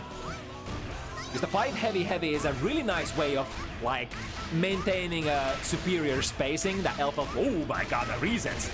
And the low, yep. Unfortunately, since the low was the Rekka ender, the third hit, wasn't able to get, you know, a lot of damage out of it, but at this point, it doesn't really make a difference if you're if you have your opponent at very low health anyway and you just need one more hit. Alright, 1-1. Ooh, going under and getting a punish as well, that's very nice. Ooh, didn't get the startup. Didn't get the startup of the armor frames out there yet. Popping themselves in the corner. Now gonna be very careful as Dr. Swag getting the punish into shot overhead, or rather not overhead. The first hit is always a mid. 1, 2, into a low, into reset and trade. Uh-oh! Dr. Swag had a really nice read, and Gildier's Tribe, Potemkin Buster damage. Never stops to amaze anybody. I mean, I'm always amazed. When it takes half of your opponent's life, I'm like, damn, that's a Crappler command throw right there. Overhead into finisher, and here we go again. Oh, I think that was a kata cancel as well. So, as long as you are not on your last hit of the Rekka sequence, you can kata cancel the Rekka into her super, which is has pretty decent applications for, you know, some of these situations where you're breaking the wall earlier than you would expect. Or if you just can't get a wall break at all, then you would much rather go into the kata super. Nice 6P against the cheeks. Oh dear. Duel 3. Not the easiest 6P timing as well. And there are some 6Ps that can't even, you know, contest that very actively. Nice, that's the better punish. Just backdash out of there and tag Potemkin on the landing frame. Landing recovery frames. 6P misses on the Potemkin backdash, huh? Ooh, the 5 heavy. The second hit missed. Giving Dr. Swag time to fire the blue, wild assault. Ooh, very nice deflect shield. That was probably a game-winning wild deflect shield right there. Was in a really tough situations, but able to press. Oh, the hitbox!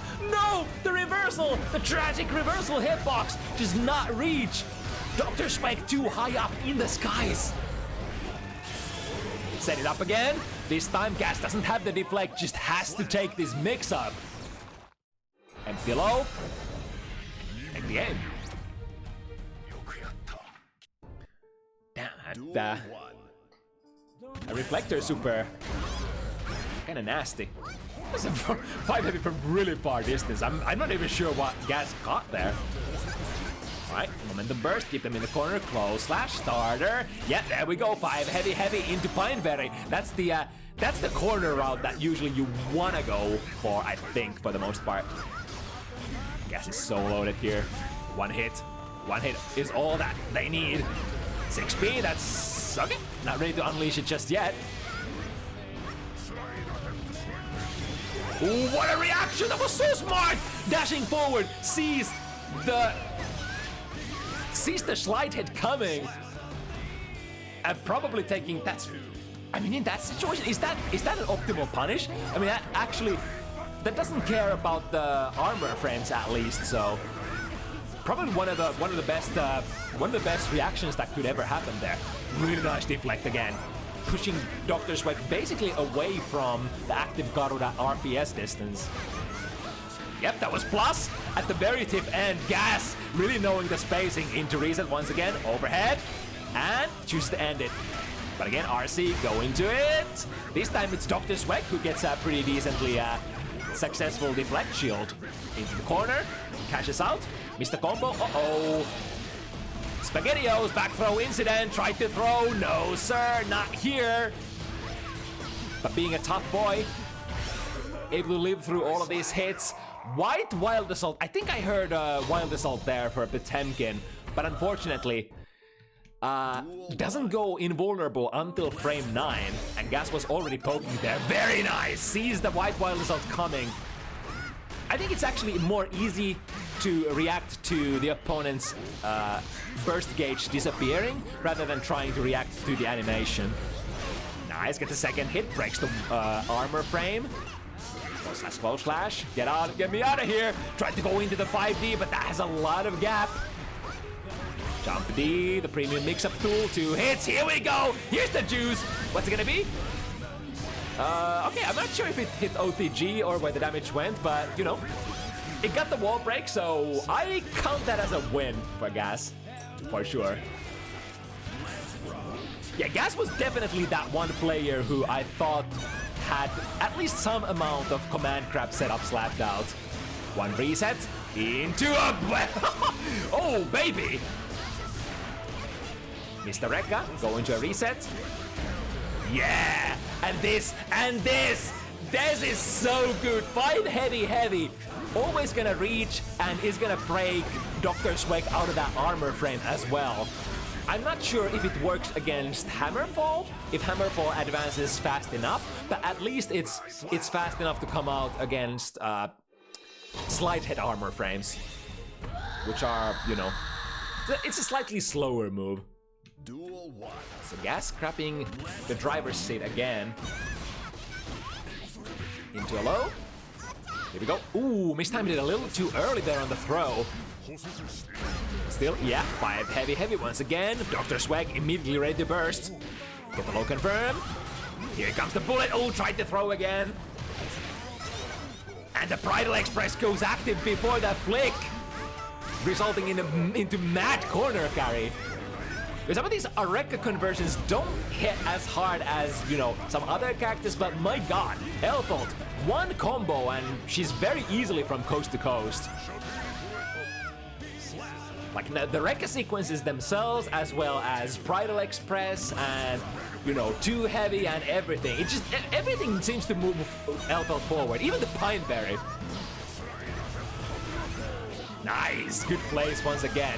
Low block, does the job. Plus frames out of the ricochet shot. This time not being able to be spaced well enough to have plus frames out of that Bridal, I think. But this is definitely plus. RC, plus. All of these plus frame situations could be potential throw situations. But the thing is, of course you know that the Grappler is gonna be trying to catch you struggling against that command throw that takes half of your life away. Ooh, the heat tackle actually worked as a kind of a frame trap there. Alright, side switch, good timing on the burst, gas. Able to get the corner, jump over the reflector. No jumping over this one. That's a big red wall.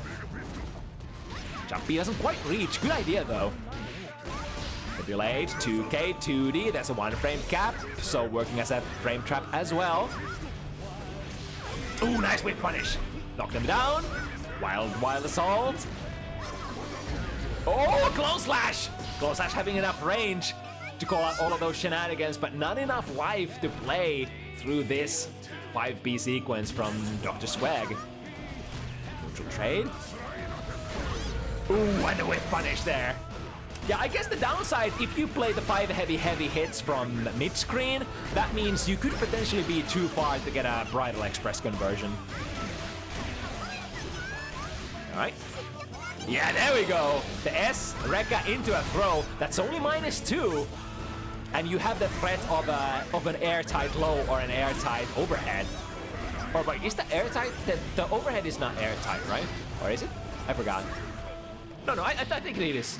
I think it must be, because they're both 14 frame startups, right? Oh my god, Reset City! Bro, when are you gonna press the button? Where's the button coming out? I'm looking for the button!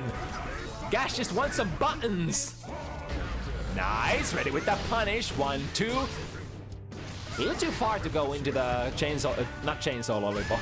Chain lollipop. I always want to say chainsaw lollipop. That's the other game, right? That's the other game, alright. Ooh, even better! Got that airborne hit! Big launch, or was that because of the charge frames popped gas a little higher for a finishing conversion? Uh-oh. Red alert, red alert. We're getting a disconnection.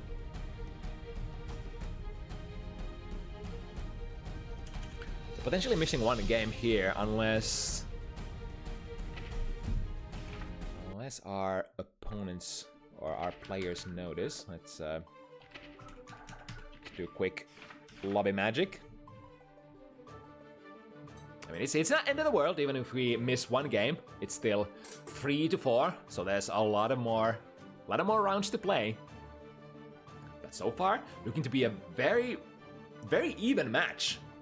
I'm not sure about you guys, but I'm enjoying myself thoroughly, seeing for the first time in such a long time some good Potemkin play. Well, the last Potemkin player I saw in Bounty Hunters was like, what, Elda? Elda is super good as well, but not on as often as, you know, I mean, none of the Potemkin players are on very often, so.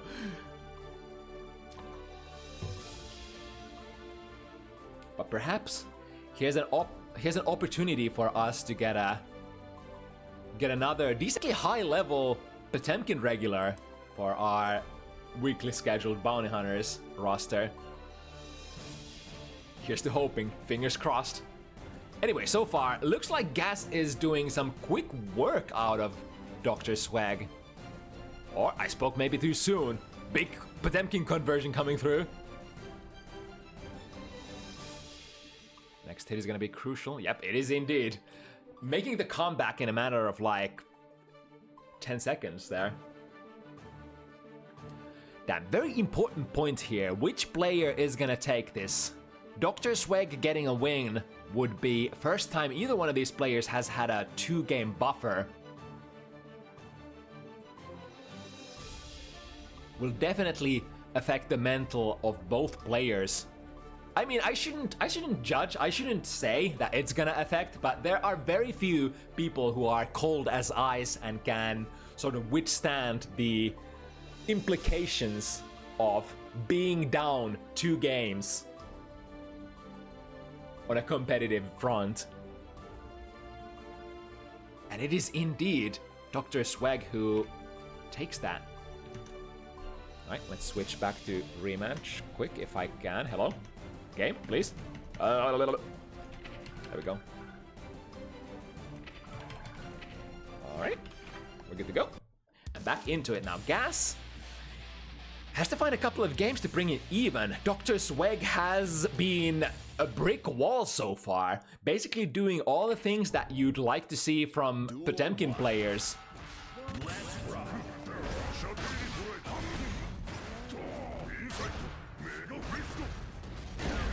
Ooh, what a whip punish! And if I recall correctly, there's decent amount of disjoint as well for her 5 heavy. Plus frames, got a Garuda. Plus frames from even closer distance. Nice 5 PP into a full conversion. Reset into overhead Rekka. One more Rekka sequence. Reset, overhead, ended RC. And this time Dr. Sweg got the 5B interruption on the S Rekka. Uh-oh. That ain't a kill, right? That's totally a kill, huh? Yikes! That Potemkin Buster might actually do more than half on Elverts' defensive modifier. I think Elvert has like 1.9, whereas like 1.00 is the default. So it's quite a bit of extra damage that Elvert is taking. Nice, got the wall stick there with the bridle and go into the super. Gas looking like they wanna run it back. Ooh, frame trap into 2 heavy. That should definitely take the round. Getting a couple of nice resource, little bit of a resource build there as well. Ending at 2 heavy. 2 heavy, I think on block is only -4, so should be safe if you don't wanna follow it up with anything. Uh-oh, side switch. And doesn't quite manage to get to the other side, but will take the jump D hit as well. Ooh, frame trap into 2 heavy. That's gonna be some damage.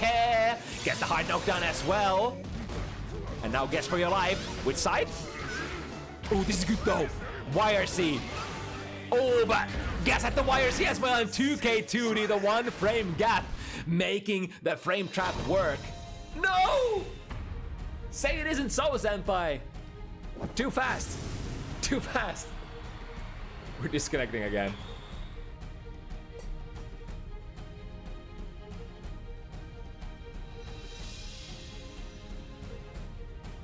So it is both a blessing and a curse in a way to have a 2K2D that has a 1 frame gap.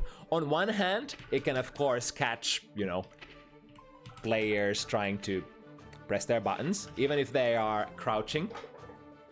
If your 2K2D is airtight, the opponent crouches, mashes, nothing's gonna happen. But with a 1 frame gap, you're totally gonna get caught. And I think Gas has caught Dr. Sweg trying to press something there quite a few times now between the 2K2D. Still haven't fixed this yet. Nope. I wouldn't be surprised if this is like a problem in so deep rooted in their code that they just can't fix it ever, and they can't admit that it cannot be fixed because that would kind of be unprofessional. So you just have to like, I mean, you don't have to, but I think a lot of companies would play it as, you know, try to pretend it doesn't exist and hope it goes away.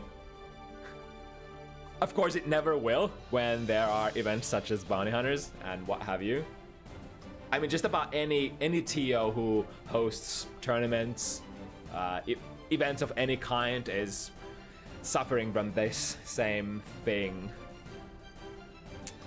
That was a pretty convincing looking run for gas. I wonder, was that a sandbag or was that just a straight off really good round for gas, or game for gas rather?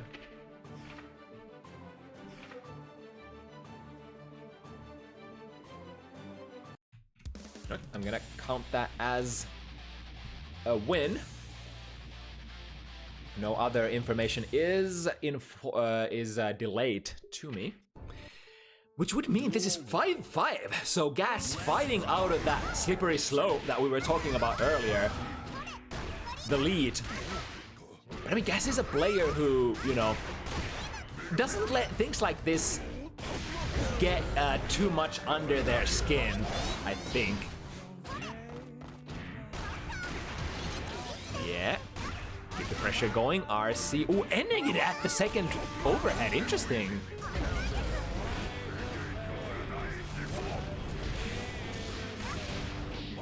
Yeah, I mean, a lot of TOs have to do, especially double elimination brackets. You have, like, you can't run rematch at all. It's too dangerous. So that's true. That is absolutely true. Oh, it's still active and falls down into it. I think that was charged as well. So extending the... Does it extend the active frames, I think?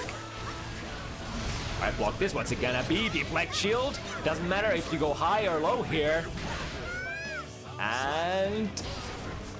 yeah, I mean, the tough boy, the fat boy, or the big boy is what I politically correctly wanted to say, is the one coming out of that victorious. Ooh, but this time canceling into a Bridal Express, a little slower startup than the 5 heavy, so not able to catch the armor frame there. That's so much damage, that's so nasty. Time to block, deflect shield. Yes, indeed. It's the one option that perhaps can guarantee your safety out of that. Or not really guarantee, but that's probably your best bet out of it. And now, Gas even had the juice to go into a hard knockdown. This could be a steal back. Of course, Dr. Swag has another. Oh, that was so smart. Especially because Gas has been conditioning Dr. Swag to sort of expect that the Rekka sequence keeps on going. It's definitely an option to just play the S Rekka into a throw now at this point.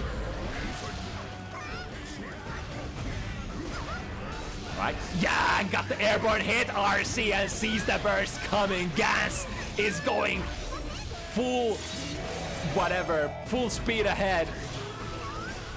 Step on the gas. Time to go. Put themselves in the corner though. Neutral trade is, and the super jump out of the corner, completely avoiding the wild assault from Dr. Swag. And now Gas leading the charge once again, and what a time to grab the lead. Duel 1. 5-2, or rather 6-5 here, and a reaction. Look at these! Look at these reactions! Find the overhead, loop it. Oh, that's been working surprisingly well. Instead of going into any sort of Pineberry or OTG setup, just fire the bullet like this, and then go into the Pineberry after that. Ooh, gets a punish as well! The Gatling string not quite connecting, but doesn't matter. Gas on the set point from downtown was down 2 rounds. 3-5, and has been able to make it to 6-5 instead. Punish once again, close slash. Ooh, but no follow-up. Uh-oh. Uh-oh! Let's see what Dr. Swag has to say. Switch sides. Could take a wall break here if they want. Does so. Gonna be a soft one. But now the safest play would probably be for Gas to not spend any burst resources. Unless you can totally guarantee your win with it. Ooh, what a whip punish there. into, okay. The throw secures the round for Dr. Swag and potentially still looking to fight for the win here. Yes, looking for the whiff punish. Trying to dash block. Good timing on the dash jump. The ricochet bullet giving a full combo as well. Shoot it again into command grab. Look at me! Look at me! I am the grappler now! But not getting a whole lot of value out of it because of Dr. Swag's burst. 2K duty once again. Shoot the ricochet bullet into Rekka with side pro. High-low. What's it gonna be? Has the RC, doesn't use it yet. Next hit, next hit. Is that it? No, no conversion. One more. 2P, 6P, that should be enough! Has the burst, and Gas has come back, and still undefeated on the week 1 DLC matches. This dude just don't miss on the first week. Young Gas once again showing who's the top dog of the DLC character players. A really great showing from Dr. Swag as well, and definitely worthy of a debut match on Bounty Hunters. Hope to see more of Dr. Swag in the past, as well as Gas. I mean, Gas has a sort of a tendency to, you know, when there's a new DLC character, get a couple of good weeks in with the set character, and then maybe fade into hiatus. So would definitely love to see more from both of these players in the future. All right, what's next? 6th match of the evening, and it's gonna be a big banger. Rygand, El Rigando. One of our boys, one of our top dogs in Finland, facing off against one of the finest of Russia and one of the top dogs of the EMEA region. I'm surprised that we haven't actually had these players meet on Bounty Hunters so far. They're absolute regulars both. But I think there just hasn't ever been an opportunity to match them against each other. Especially since I think anime memes came from slightly more humble beginnings in terms of like rank tradings. So it's recently when, from my perspective at least, recently that anime memes has been like really getting up there and really getting the sick performances, really getting to challenge some of these top players, absolute top players of the community. Damn, Rygand with the golden cloud gas. That's my boy.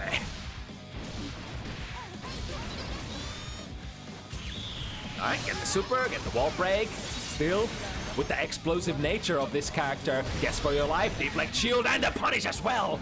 However, it's a tragedy that the stroke to victory doesn't really combo into much, I suppose, at that situation. I guess you would need a counter hit, right? With a counter hit, you could get something. Alright, a rather neutral trade. I think Rygand somewhat coming on top of that. Good defense, plus frames out the up dolphin though. And the 6 heavy once again pulling the prey back on the ground. The risk is slowly building up. Enemies has been making their best negating it using the deflection, or rather not deflection, the FD. And gets out of there. In fact, traveling from east to west, breaking the wall. That's Ino for you. Ino with red assault has so much combo potential, so much corner carry potential, and now with the new patch changes, it's slightly easier to slump them lower to the ground. Ooh, look at that clean air throw. Is that legacy gear air thrower? The burst here sadly has to play. Then Rygand with the spur! Oh! Ow! What was that? That's dirty! That's dirty! Stop that! Stop that, Rygand! That's dirty! That's a nasty looking cross up, huh? Speaking of the Shmovement, these are two Shmovement masters, and Rygand already putting on the game face, showing how to Shmove to the other side, how to get the nastiest hits possible. That they cannot change society. Duel 1. I think anime memes' movement trajectories are definitely slightly more limited here. Because Mei is gonna be moving around in the air quite a bit, which means you probably want to be a little more airborne yourself to be able to have a anti-air ready to go, like so. Even after that missed HCL, still having the frames to grab Rygand out of the sky with that air scoop. And now, time to guess. Rygand choosing to go with the burst here, understandable because you still have so much tension, but the gamble unfortunately doesn't pay off this time, and now going into the next round without any, while anime memes, full stick of butter ready to go in that burst gauge. Has to use it for blue RC to maintain the momentum. Dive, straight hit, 6P. Yeah, one of the trickiest characters to jump in on. If you get a neutral jump or a jump anywhere in the vicinity of Ino, she really has one of the most consistent 6Ps to just snatch the opponent out of the sky. Combined with the active air throw game that Anime Memes has so far displayed. And just as fast as Rygand got that first game, look at this man! Look at this man! That's no more than 20 seconds per round. Alright. They are explosive. They are dangerous. How do we tread here? Carefully? Bravely? Mankind Aggressively? cannot change. Duel 1. Let's rock. Ooh, the 2S reaches so far. It's since the couple of like, ooh, nice instant air dash. That was a super jump air dash as well, right? Because it's so hard to instant air dash past Chemical Love in this game. That must have been a super jump IAD. Unless Mei just has some sort of weird air dash angle that just goes through that. Right, starting with this again. This time going in with the 5B, huh? There is a little bit of RPS here, so if you want to try to chase Mei out of that S-Dolphin minus situation, you would probably have to go for something like 2S that Anime Memes went for previously. But if you go for that, then you're open to getting jabbed like Rygand did here. Damn! That was so fast! Help! Help! I didn't finish my sentence and this guy just racks the next point on the scoreboard. Huh. Gotta speak faster. Get on with the times, commentator. Adjust to the plays. Speak faster. The plays are happening fast as fuck, boy. Mankind. Duel 1. Let's rock. Ooh, not getting punished there on the landing. Alright, rather... Well, definitely not neutral trade. Rygand got way more frame advantage out of that. Going to the wall break. Choosing to charge 6 heavy. That's definitely going to be more damage than... Oh, well, that thought. Big 5 heavy stop sign. That's let me count. 1, 2 touches. Identifying Strive. Yes, it's Strive. Alright, but Anime is basic. Oh, Rygand with a really good clash cancel there. Okay, into the node. 5B by nice prevent. Oh, let's see. Just moves over. Yeah, because Rygand wasn't in the position to air dash immediately after he saw that super. Opted to just go for the jump Ds to buy himself a couple of extra air jumps, if you will. But that also made you come down faster. Sorry, slower. So you didn't get the punish on the super. Now, hard knockdown gets for your life once again. There we go! And now, this time, it doesn't matter if you can't get a combo out of it. Tag Rygand with very low amount of health. That's gonna definitely make the round start distance or the wall break hard knockdown RPS develop a little. Because Anime Memes has been using that deflect shield twice now in a row. Rygand definitely making a mental note of that. But this time, I mean, yeah, as I was saying, the deflect shield was available here, which was probably the reason why Rygand went into the empty throw, which, yep, is one of the easiest way to call that deflect shield out. 3-1 for Rygand.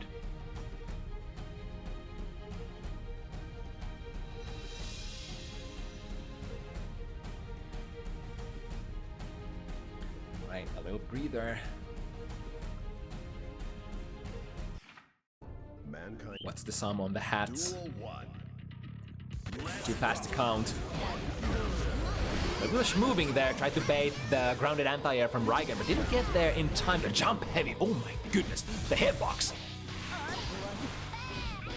Nice, challenge there, 2K, get the knockdown, get the blender going, and a little too far to get the best mix possible. Again, the 2K Abare. Overhead. Has the juice go for the red wild assault. Alright, no wall slump this time. Probably, yeah, I wonder if Anime Miss consciously went for that, or if it would have been worth it to spend the other wild assault as well. Rygand with the reach, just stagger pressure, ending the string at the perfect timing to block in time for that YRC. Alright, Rygand once again happily taking that big hard knockdown trade. Oh, but of that. Ah, missing with the combo. Still alive, which is the most important. Your life basically flashes in front of your eyes every time you miss, or rather you whiff something against May. Because all of those hits could be punished really, really badly. Alright, well, slump. Pretty good since Rygand is already at full burst, so he's not gonna get anything extra. Yeah, this is just really safe plays from Anime Memes. On the other hand, Rygand probably was not in the market to using any of that burst either, because it was so low and already at such a bad situation that round. Dash cancel. Respected. Oh, Anime Memes get the burst and get the bite as well. Since they increased the amount of plus or rather frame advantage after blocking a burst, probably able to now go for a slightly bigger punishes, has the time to dash forward and go for an overhead. I'm not sure if those were available right after season 3, but I mean, more frame advantage is always more frame advantage. One thing's for certain is that Gold Burst is extremely hard to punish after the changes. I've been feeling like on Sin, I've had way easier time getting dash close / punishes now against all sorts of burst baits since the patch. Ooh, slightly unfortunate. Rygand missing with that red wild assault because the 5 heavy actually hit Anime Memes airborne. Speaking of hitting airborne, 1-2. Can't continue, I suppose. Ooh, okay, the dive works out. Pushing Rygand towards the corner, hold them still. Now here comes the movement right in front of Anime Memes' nose, and the respect, the massive amount of respect. Place primed and ready for the throw. What's it gonna be? Dolphin meets Anime Memes mid-air into very decent conversion. Oh no! Miss input!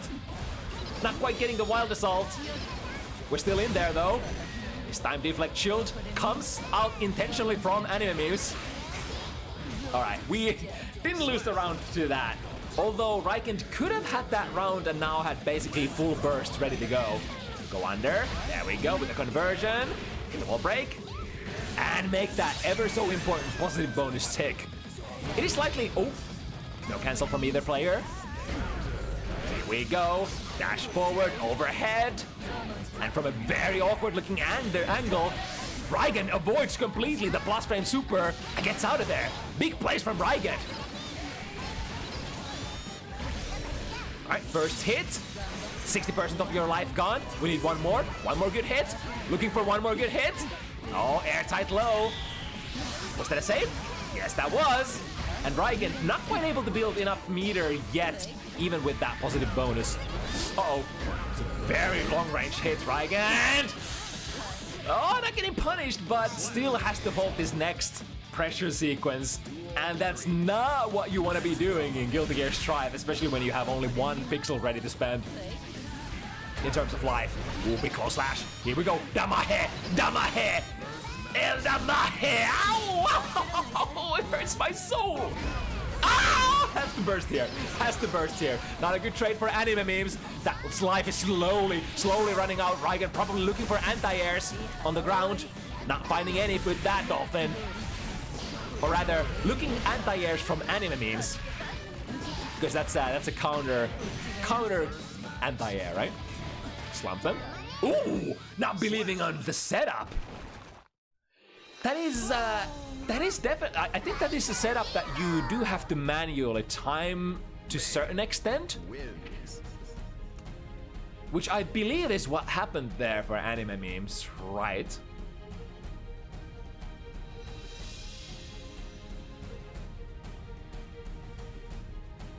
Could have potentially been disastrous if anime memes had the timing on point though. But hey, I mean, you. So listen, you can't, even if you're playing against a top level player, you can't just give them the respect for free. It's, as they say, as the old Chinese man says, you gotta earn it. You gotta show me first. Ooh, the Mad Love comes out before the Mash Dolphin could get there. Wall break. One more. Especially from overhead. Goes into a low. Is that enough? Yeah, with the positive bonus, it's gonna be enough. Didn't even need the 50 meter, huh? I think I'm massively undervaluing Ino's conversion potential in the newest patch. Oh, but that's a good hit. Yeah, Anime Memes recognizes as well. It's probably time to go for an early burst and save myself from all that damage, as well as the potential wall break. Alas, the wall break still comes. Here comes the Sea Life. That's a kill even.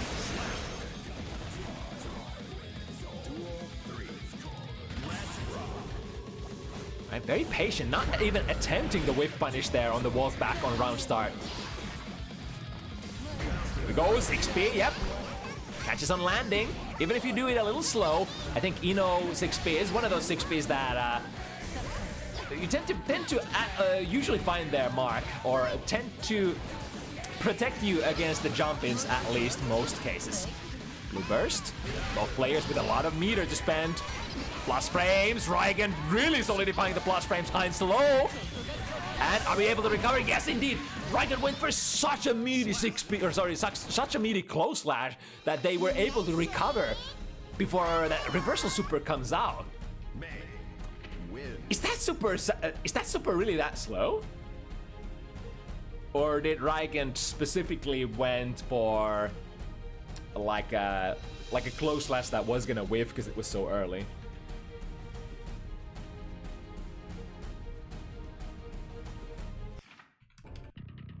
Duel 1.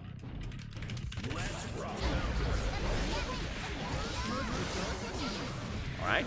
Immediately going for the burst as soon as Anime is released from the prison of the Wild Assault. So with the new changes, even if you get a round start hit, you can't really go into your biggest combos. If you wanna finish your combo before your opponent gets their burst back, you have to end your combo much earlier. Punish. Unfortunately, we are in the other corner, so without spending meter, not gonna be getting too much. However, is this gonna build? No, and even drops it. Jumps out of blast frames. No, the blast frames are still here. Up Dolphin, Rygand finding the trademark hits. Get back in there, Witch. It's time to mix. Oh, nice. Nice tech on the throw. And I mean, Anime means not finding the angle of the over the thingamajig, the anti-air. Ooh, what a pickup. 6K in too low. Anime memes maintaining. But we eventually have to press the button as 6P is the walk out of the jail card for now. But I have to do it again. Where does it come from? One hit, one more hit could be it for Rygand. Schmoving. Yo, I like that. While Rygand was moving, Anime Maze was moving on the ground. And now with the hard knockdown, we'll have to hard read Rygand's burst if Rygand wants to go for it. But there could be a universe where Rygand actually doesn't burst.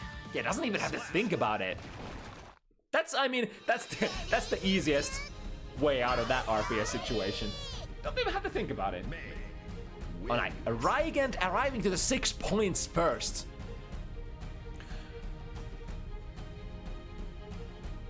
The pride and joy of Finland, one of our toughest gamers, at least top 3 when it comes to the competitive landscape at the moment.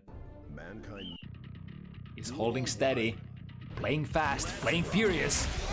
With punish on the round start once again. Right, that was a very important air throw, able to basically get all of that risk that Rygand built, around 50% risk out of their gauge. And not only that, but get the coast to coast, get the conversion, get the damage, and now guess for the kill. Did Rygand jump? No, sir! This is the first time that Animemes busts out that tool. When in pinch, bringing the big guns.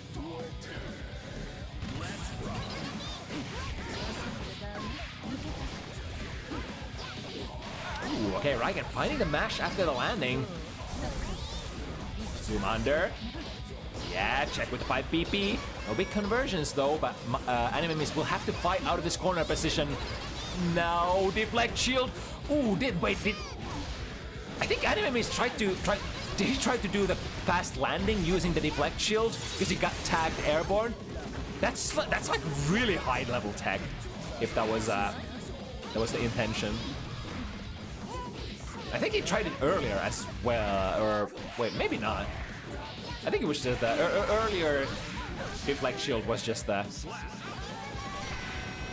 little bit of a mistake. But now Rygand on set point. 6P is the starter for Animemes.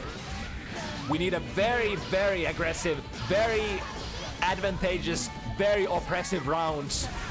We need to make Rygand stop somehow, but how can you make the Boltman stop? Is that gonna hit? Yeah, but not gonna hit the cleanly.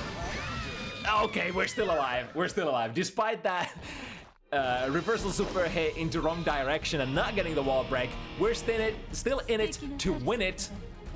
If not completely, then I would say after this, every single game for Animemes is a matter of pride, for sure. If you are a competitive player, you never want to go down 7-3, 7-4, 7-2, stuff like that. You want to make it as even as possible. You want to be able to go to the TO and say that it was close though, and believe in what you're saying.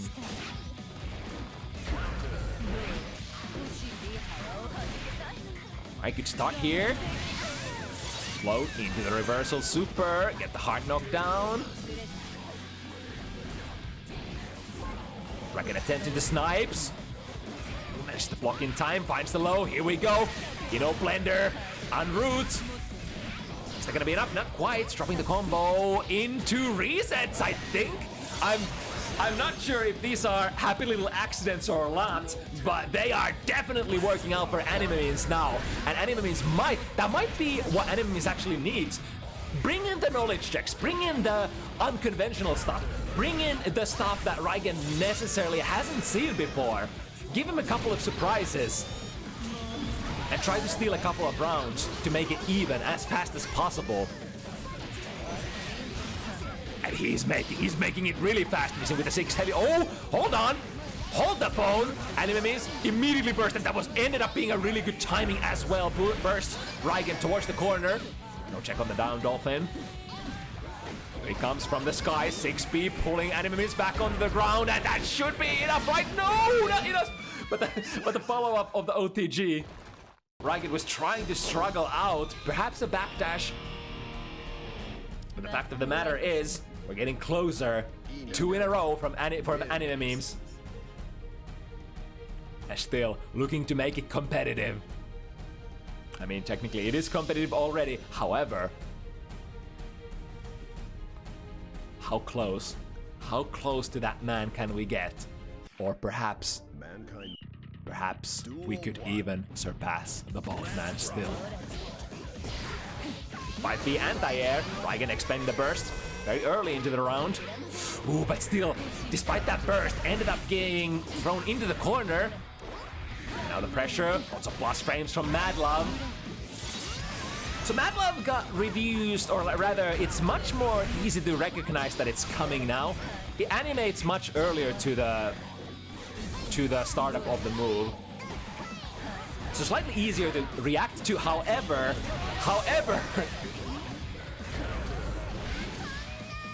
that does not necessarily mean that you get to react to it. You still have to be looking for it, and you still have to have pretty decent fighting game players' reactions.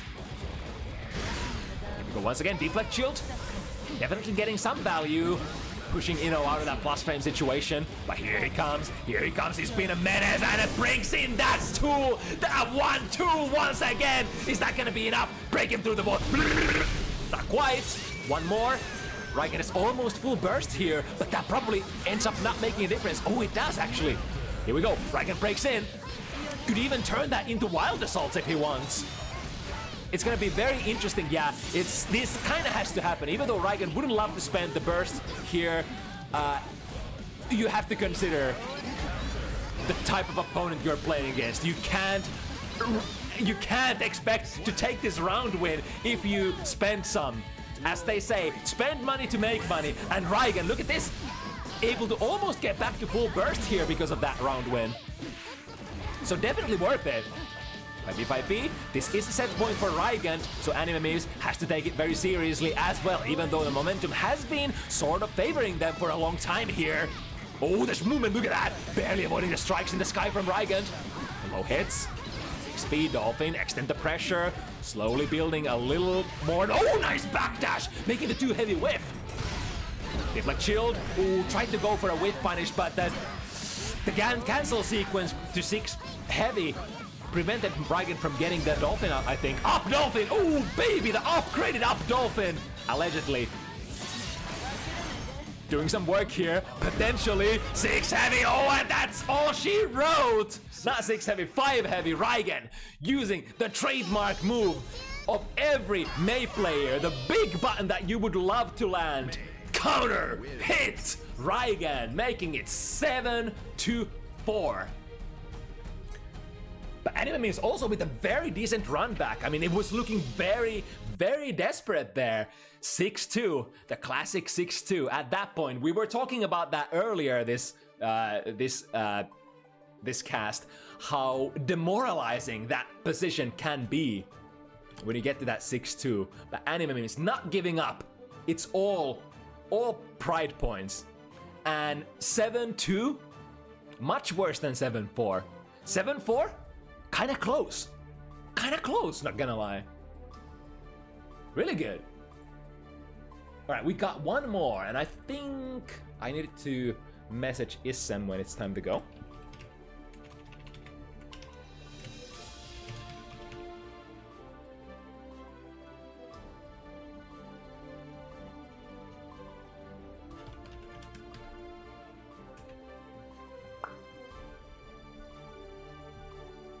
All right.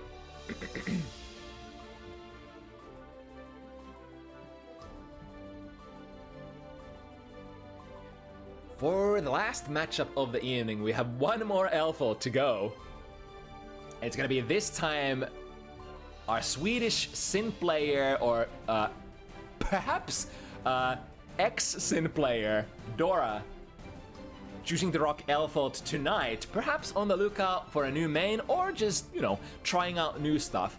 I always say it's probably not a bad idea to play a character that comes out, especially in Strive, especially since, well, let's put it like this. If it's a DLC character such as Elfot, Sin, or those, definitely worth picking up for a while. If it's a DLC character like Happy Chaos, Asuka, or a little more technical ones, Jacko, those might be, you could still get a lot of value for picking those up and testing them for a while. But overall, trying out different characters is value, big value, especially if you are on the competitive front. Just being able to sort of predict into the future, see with your mind's eye in terms of, you know, what the Gatlings are gonna be, what are all the cancel options from particular RPS situations. You're gonna know those way better if you pressed those buttons yourself in the past. That's just the fact of the matter. All right, we got Issem on the way.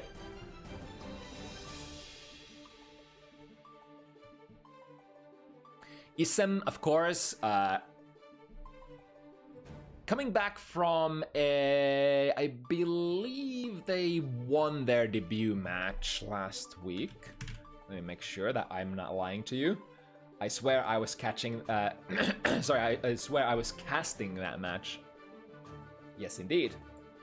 Claimed first victory on Bounty Hunters, and now potentially looking to go 2-0. Let's see what Dora has to say about that.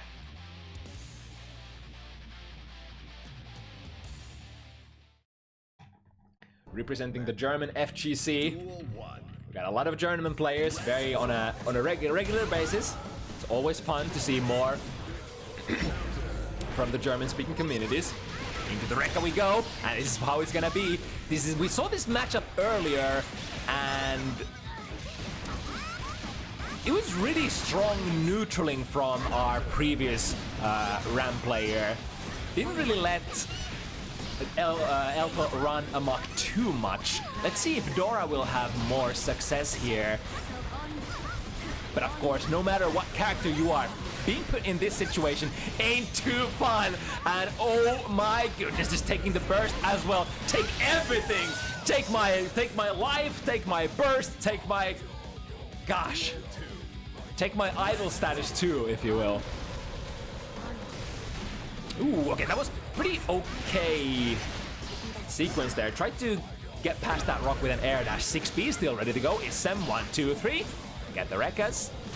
Buy some real estate and the 5 heavy. Oh my god, with that counter hit going into full conversion. The Rekka, or rather the sword kind of missing there. So now have to wait before gaining access to those long-reaching heavy buttons again. And while that's going, we're going into overhead. Rekka. Did we block? Yes, indeed. Let's see the punish. What's your biggest combo? I mean, yeah, you have to take into account that the wall had some damage there already. So the wall kind of saving Issem slightly. Oh, hello. Interesting hit from an interesting angle. Overhead. Blocks both of them. Forcing Dora to go into RC. Jump out of it. Ooh.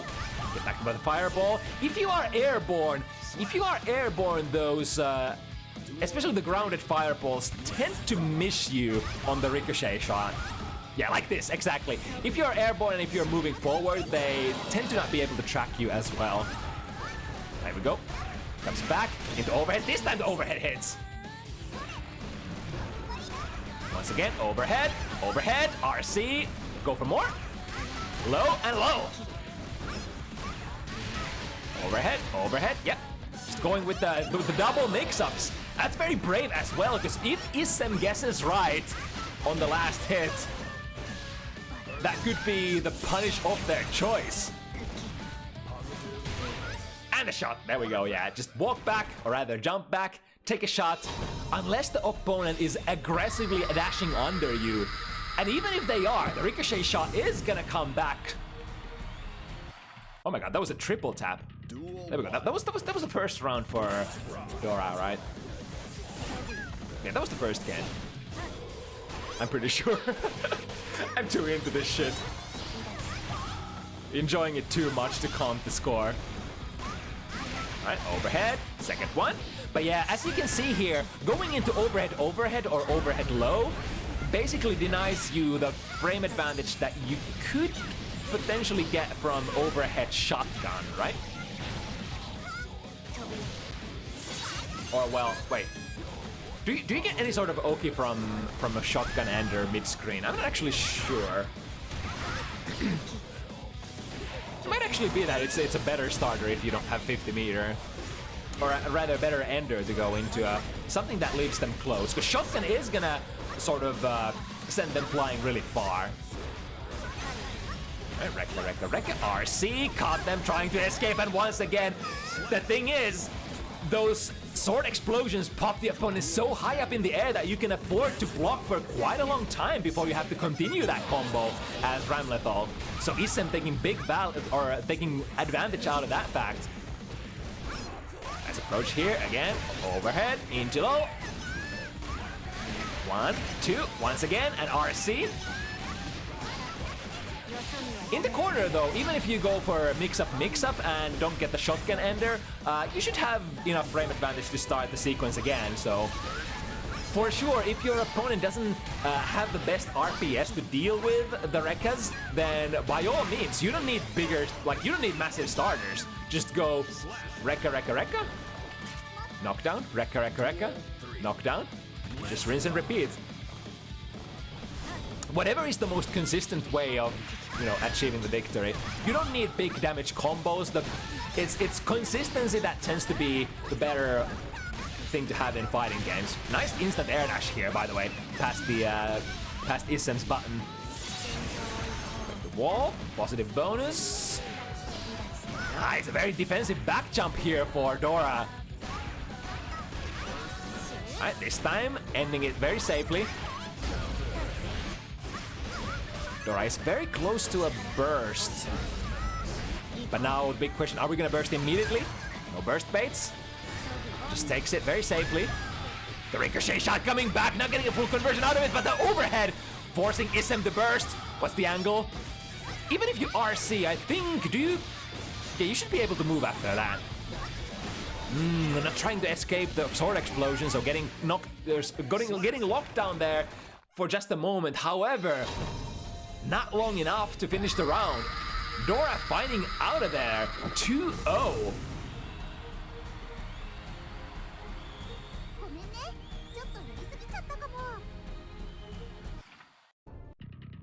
Duel 1.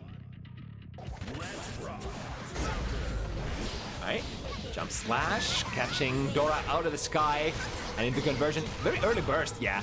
I think Issem was trying to block that, was kind of looking like they wanted to dash block, but the timing this time wasn't quite there. But now, open to getting the big corner carry, or rather corner damage combos.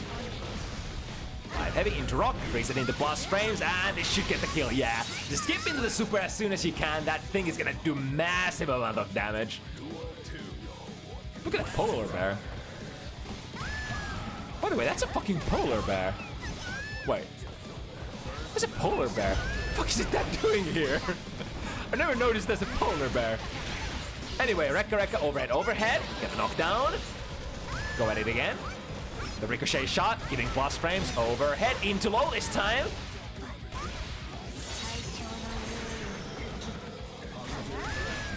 Just a quick shot. The ricochet going into the wrong direction. And now, because of the landing recovery, has to take this pressure from Issem. Gold burst, yeah, that's pretty good. Spend it right away. As long as you make them block buttons, you're gonna be building massive amount of tension during those positive bonus situations. So definitely want to spend some to build some. Connecting that jump slash a little too high up in the air. This time an empty jump, both checked by Issem properly. Nice, or explosion holding them still. R slash, 5 heavy, send the sword. Not very active defense here in the corner against the sword explosions, but you know. Oh, I say that an immediate 2S that ended up working out for Dora. Jail them, and yeah, there we go. Just textbook pressure sequence, especially if your opponent is open to getting reset. Yeah, keep resetting. Duel 1. Eventually you're gonna hit it home. To be perfectly honest, you have to take pretty massive risks against the corner pressure of Ramlethal to get out of there. It goes, same goes for both Valentines. You can't just sit there against Elverts Rekkas. You have to really aggressively, very actively RPS against it. Same thing with this pressure. Even though it is very dangerous to press anything, you can't just sit there. It's gonna loop into itself over and over and over again. You have to RPS at some point. You just gotta, you know what your best option is, and then pick your spots perfectly. Like so. That time, I think Issem was too far to jail Dora. So went for the 2 PP, got out of there, RC, all right, we're crashing out, big damage, and a positive bonus. The problem is we're really low on health if we are Dora here. I guess it doesn't end up mattering though, because he's finding the hit. And basically making it a 2-touch, or a 3-tap. Ricochet, yeah, into, oh, but R/5 heavy sequence ended there. Alright, into the combo, Rekka, here we go. What's up, corner carry? Can dash out of there against the high explosion. And now Issem totally unable to use any of the sword normals. I mean, you wouldn't be using them much anyway if you're getting comboed by Elverts, so, you know, not too bad, I suppose. But of course, you know, if you fire those swords prematurely and have them stuck in the corner, that basically means it's kind of like an invitation for your opponent to just dash out of there and challenge your buttons, because you no longer have that massive half-screen range on your far slashes and 5 heavies. Suddenly, Elverts will have massive reach advantage versus you. Alright, caught them. And patient for the burst as well. 5 PP, but no conversion. So Dora will happily take those couple of jabs of damage to escape their corner. Right. Lots of frame drops, lots of counter hits. Trying to jump out, but a little too late here, getting still jailed by the explosion. 5 heavy, yeah. But a good anti-air, very, very far away. The Pine Berry just didn't find its mark at that distance. The nastiest spacing is basically if you are very close to the opponent and play the Pine Berry, Elverts is kind of gonna vault over you, like right above you, where most of your normals just can't reach, while the Pine Berry explodes and goes off on your under your feet. 1, 2, overhead, finds his mark once again. Into overhead, has to RC, do not get punished. I mean, regardless of how much, like how, you know, risky Rekka sequences Dora has been playing, he hasn't gotten punished yet for any of those. And I mean, technically, you have to guess for 2 airtight high-lows. So, I think the odds are usually on Elverts' side to, oh, nice bait as well. The odds are usually on Elverts' side to land either one of those high-lows if you're not, you know, getting predictable. Nice jump and gets a punish! Oh my god, a textbook punish! That's exactly what you need against the Rock. Jump out of it, instant air dash, get the punish. Basic fireball RPS.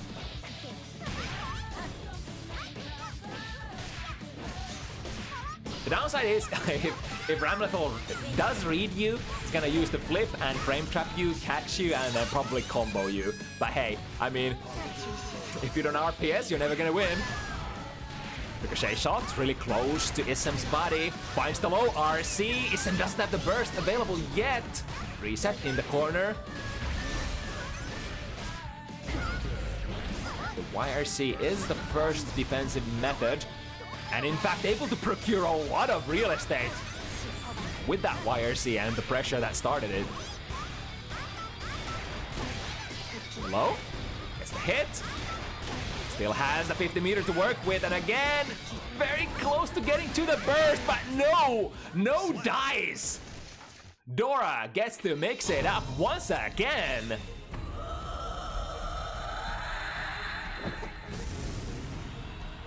It's kind of hard. As a Ram, you do have a reversal. It does require 50 meter though.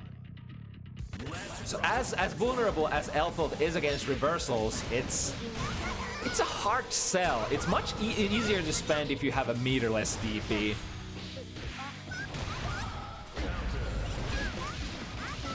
But I mean, if you never try to reversal any of the Rekka entries. Because like once the Rekka lands you, like we said earlier, there's no way out. You're gonna get mixed no matter what.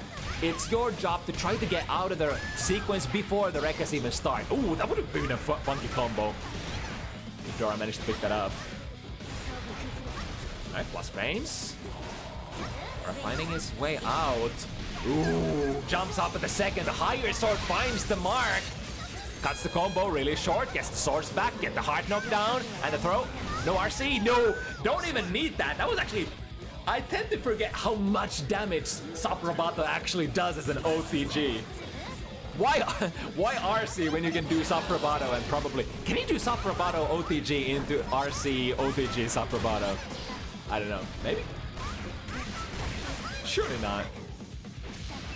Ooh, a little slowdown here. Don't drop your combo. Nice. Perfect. We've played online before. We can perform our combos through these slowdowns. Trading favorably for Issem, for that is gonna push Dora towards the corner, get the burst as well. Ooh, into hard knockdown. We still have reversal super and or other universal mechanics available for. Oh, but no! Again, the Saprabato OTG delivering massive damage out of that throw. Damn! I still thought I thought that Dora still gets to play, but no, sir.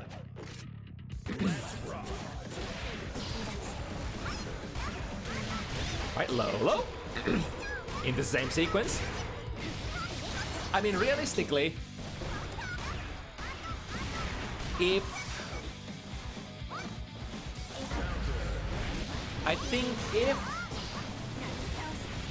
think it's been mostly two heavies. Now that I'm thinking about it, the two heavies that have started the Rekka sequences for Dora.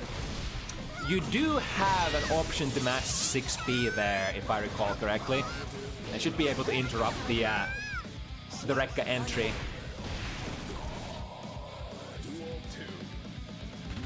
From heavier buttons, such as like 5 heavy and 6 heavy, those are the ones that you won't be able to get. Like, even though there is a gap, those are gaps that you can only reversal through. Won't be able to press any buttons there. Oh, slowdowns again. The drop. 2K2D into, was probably trying to input super there, but got an unclean one and got a 5 heavy instead.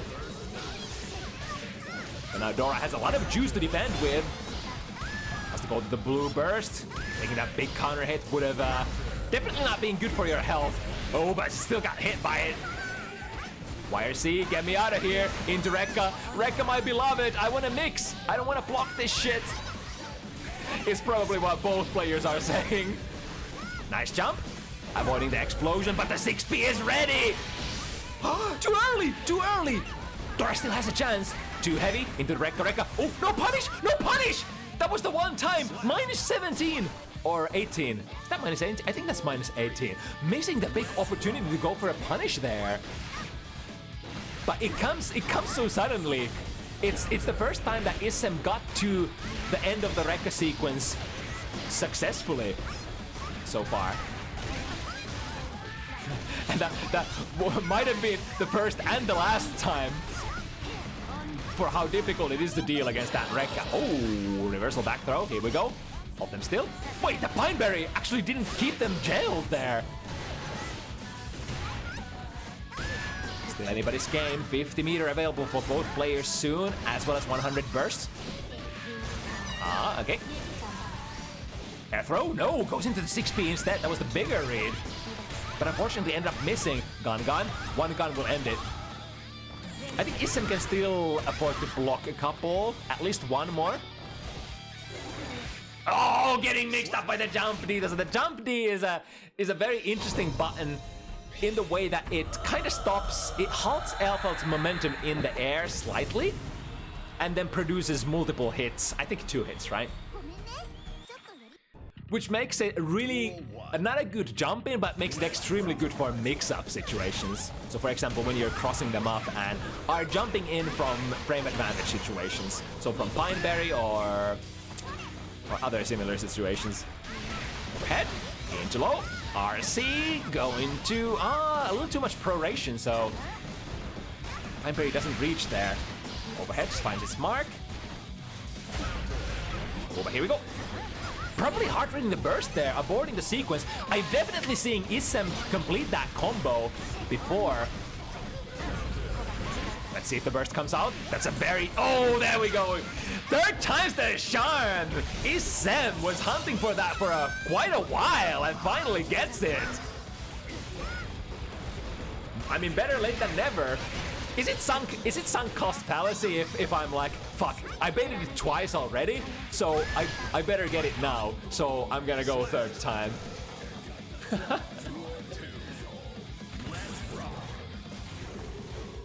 both players missing themselves. Ooh, missing again. And it's close slash that catches Issem on the landing. Big damage. Looking to potentially two-tap the opponent here. Has to RC. Ooh, wait a second, wait, that's not real? Huh, that's not real. I guess that's why they don't use that much, you know. That's why they don't use the shot as an Oki tool too much at high levels, because I guess you can just jump out of it, depending on the setup. I guess the more common one is the OTG to heavy into Pineberry, which will basically produce the day one. Oh, another one. Gee, Issem! How does your mom let you have 2 burst baits within 1 round? Wait, was that the same round? No way, that must have been a different round. Right, counter hit. Good counter hit conversion as well. Can go into the stone, into the rock, into Ondo. Right, what's it gonna be here? Just a safe jump. Good, almost, uh-oh, double oopsies! But the far slash does not combo into too heavy, there is a gap. Get a single hit, no conversion. Issem is still in this. Even after that unfortunate mishap in the left corner, you can somehow escape this. Yeah, there we go, too close to the sun. Midi 2S, burst by Dora. Anti-zoning. Hey, frick your gun! I got swords. you brought a gun to a sword fight? Cringe. Right, still in the chase. Issem is a couple of games behind, but not too much so that this couldn't be a very potential comeback. Very nice jump slash. Staircase to the ground and get the knockdown as well. Nice, nice, nice, nice. And now? Oh, did they miss the air dash or dash? Check if Dora wants to burst, keep it completely burst safe. And now it suddenly makes no sense for Dora to burst anymore. Tried to go for a reversal 6P there to check if Issem's setup was not tight. However, it looked like it was gonna be a perfect meaty safe jump, so clean call out there. Overhead into low. We go again. First to get out. Dora still working with a lot of these resources. And was that another miss input on the super? I think it's a buster input heavy, and that was a heavy shot. So all of these are potentially super miss inputs. I guess we shall never know though. Nice jump out of the sword explosion and shoot. Angle working out this time.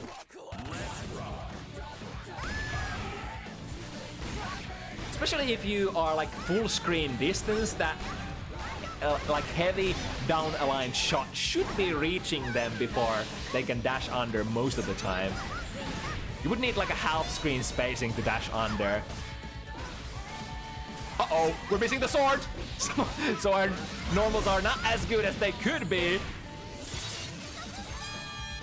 But Issem looks to be firing up. Low into fully charged. Yeah, if you don't drop this, this should be a kill. But, okay. Wait, made it really swag as well. Did Issem just air dash behind Dora and then continue the combo? Alright. That's kind of cool. Not gonna lie. Duel 1. Let's rock. Right, too heavy, finds its mark faster than Issem gets to press a button. Hold this Pineberry, hold these plus frames, into overhead, RC. Is the burst gonna come? No burst. So our reward will be positive bonus here. And I'm pretty sure, based on what I've played Elfelt in positive bonus builds quite a lot of meter when she's doing her stuff. Haven't done any extensive labbing on, you know, specific positive bonus sequences, but I wouldn't be surprised if you can pretty much keep your strings you can keep the mix-ups coming one after another until your positive bonus runs out, as, you know, many characters can. Right, end the combo early here with the super. Did we get the pickup? No, but still plus frames from the stone, plus frames again. Unless you're jumping out of that, there's no way out. Go. RC, gonna cash out. Perfect timing there. Issem not getting an opportunity to burst that, however. Oh, the red wild assault is faster! The red wild assault is faster! It's one of its unique attributes. One thing that separates those things. I mean, there are a couple, but that is one thing. Oh, hello? Are we good? Are we good? We're still playing? No desyncs? It kind of looks like we're still gearing. We're still gaming. Important round here as well. If Issem gets this is 5 even Steven. Waiting for the burst. The burst not coming. There it is. Once again. Very aggressive, very hungry on the burst, but you know, I would say if you try the burst bait 3 times and you get it once, it's probably okay ratio still. I think like Issem has been getting way more than 1 out of 3. I would say Issem has like the times when he managed to like chose to hard bait, he's been getting it like maybe 2.5 times out of, or once out of 2.5 times, something like that. 2K math right here.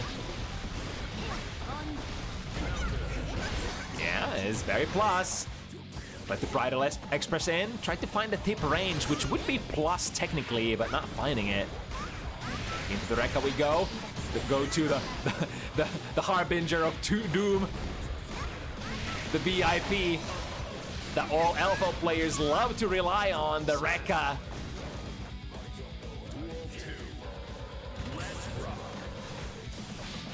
And it's like, Dora hasn't really been resetting the Rekkas at all. It's just religiously mix, or like starter mix, starter mix, no resets, no enders.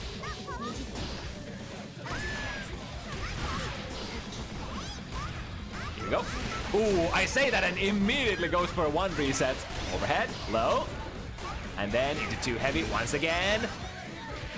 Drift backwards as probably trying to get a burst out of Issem. There it is finally. Ooh, hit the jump slash a little too early, so comes down with a button already deactive.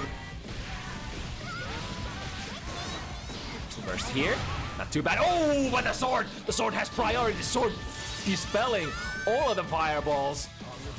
For of course, it's slightly bigger commitment than just firing the Elfo gun. We have the RC. Yep, and is it gonna be enough? Yes, just in the nick of time. The last hit, that wall slumps ends up being the hit that built the burst back for Issem. But no deal, mister. And unless I miscounted, this should be 6-5, right? Yeah. So Dora still 1 more to go. Issem needs 2 to bring it home.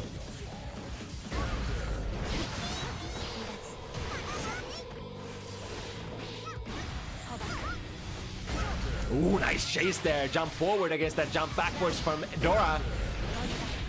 Oh, slash points. It's marks. Basic combo. Not the biggest damage. We didn't get the super finisher, but we'll take it. Dora attempting a very, very aggressive anime dash from half screen, perhaps in order to grab The Issem is not sleeping at the wheel this time.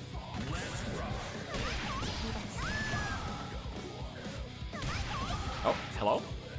Get a little bit of a spike here again. All right, back into it. It's quite of a gentleman play by Dora to wait for the opponent. I'm not gonna lie, I would probably, in the middle of the match, I would probably just be a jerk and just dash in there and try to take advantage of the of the opponent's plight in a competitive environment. Don't do as I do though. Be a nice guy. We need nice guys in this community rather than the. Well, I mean. Anyway, corner pressure. I brings it even. Dora technically on the first set point here. Issem has been brought down. Close enough, has reach. Low, finds its mark. The danger is the committing last Rekka. If it's low or a high, very punishable on block.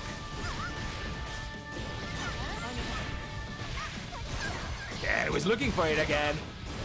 But I think good on Dora for sort of varying the burst timing. I think Dora understands that, like, I kind of have to get the burst here, but I don't want to be as predictable. I don't want to do the same thing all the time, or the same timing every time.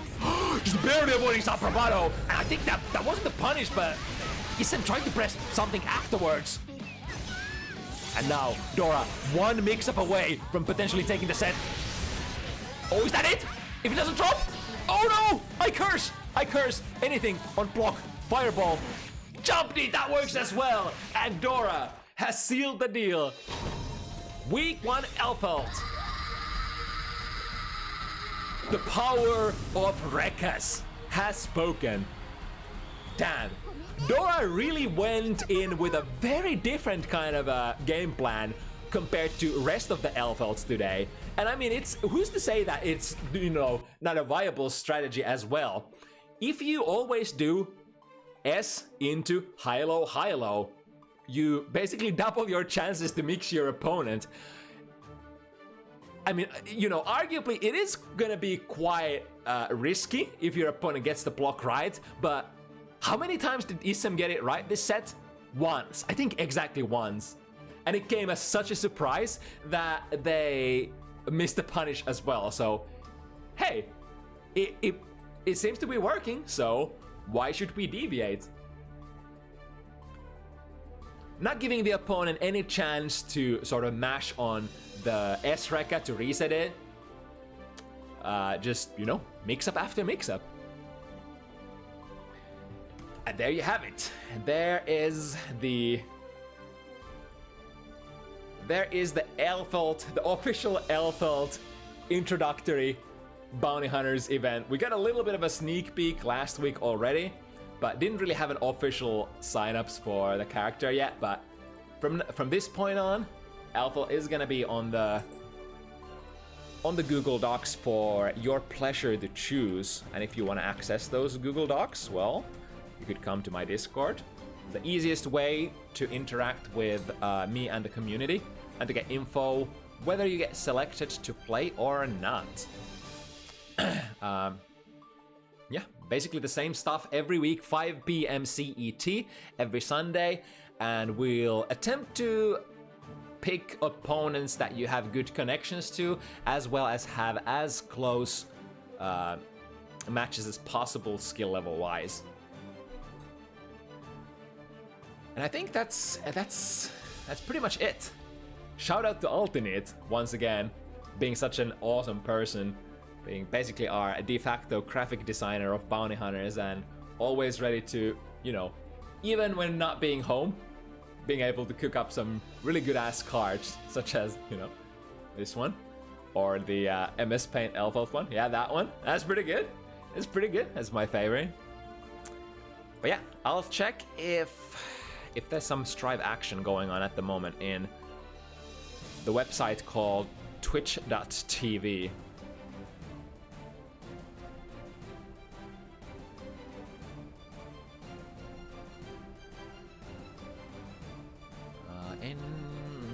We have we have the German-speaking events going on, of course.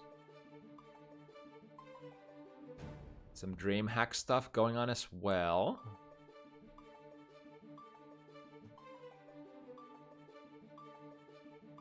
I don't know many of these people. Let's I'll just send you guys to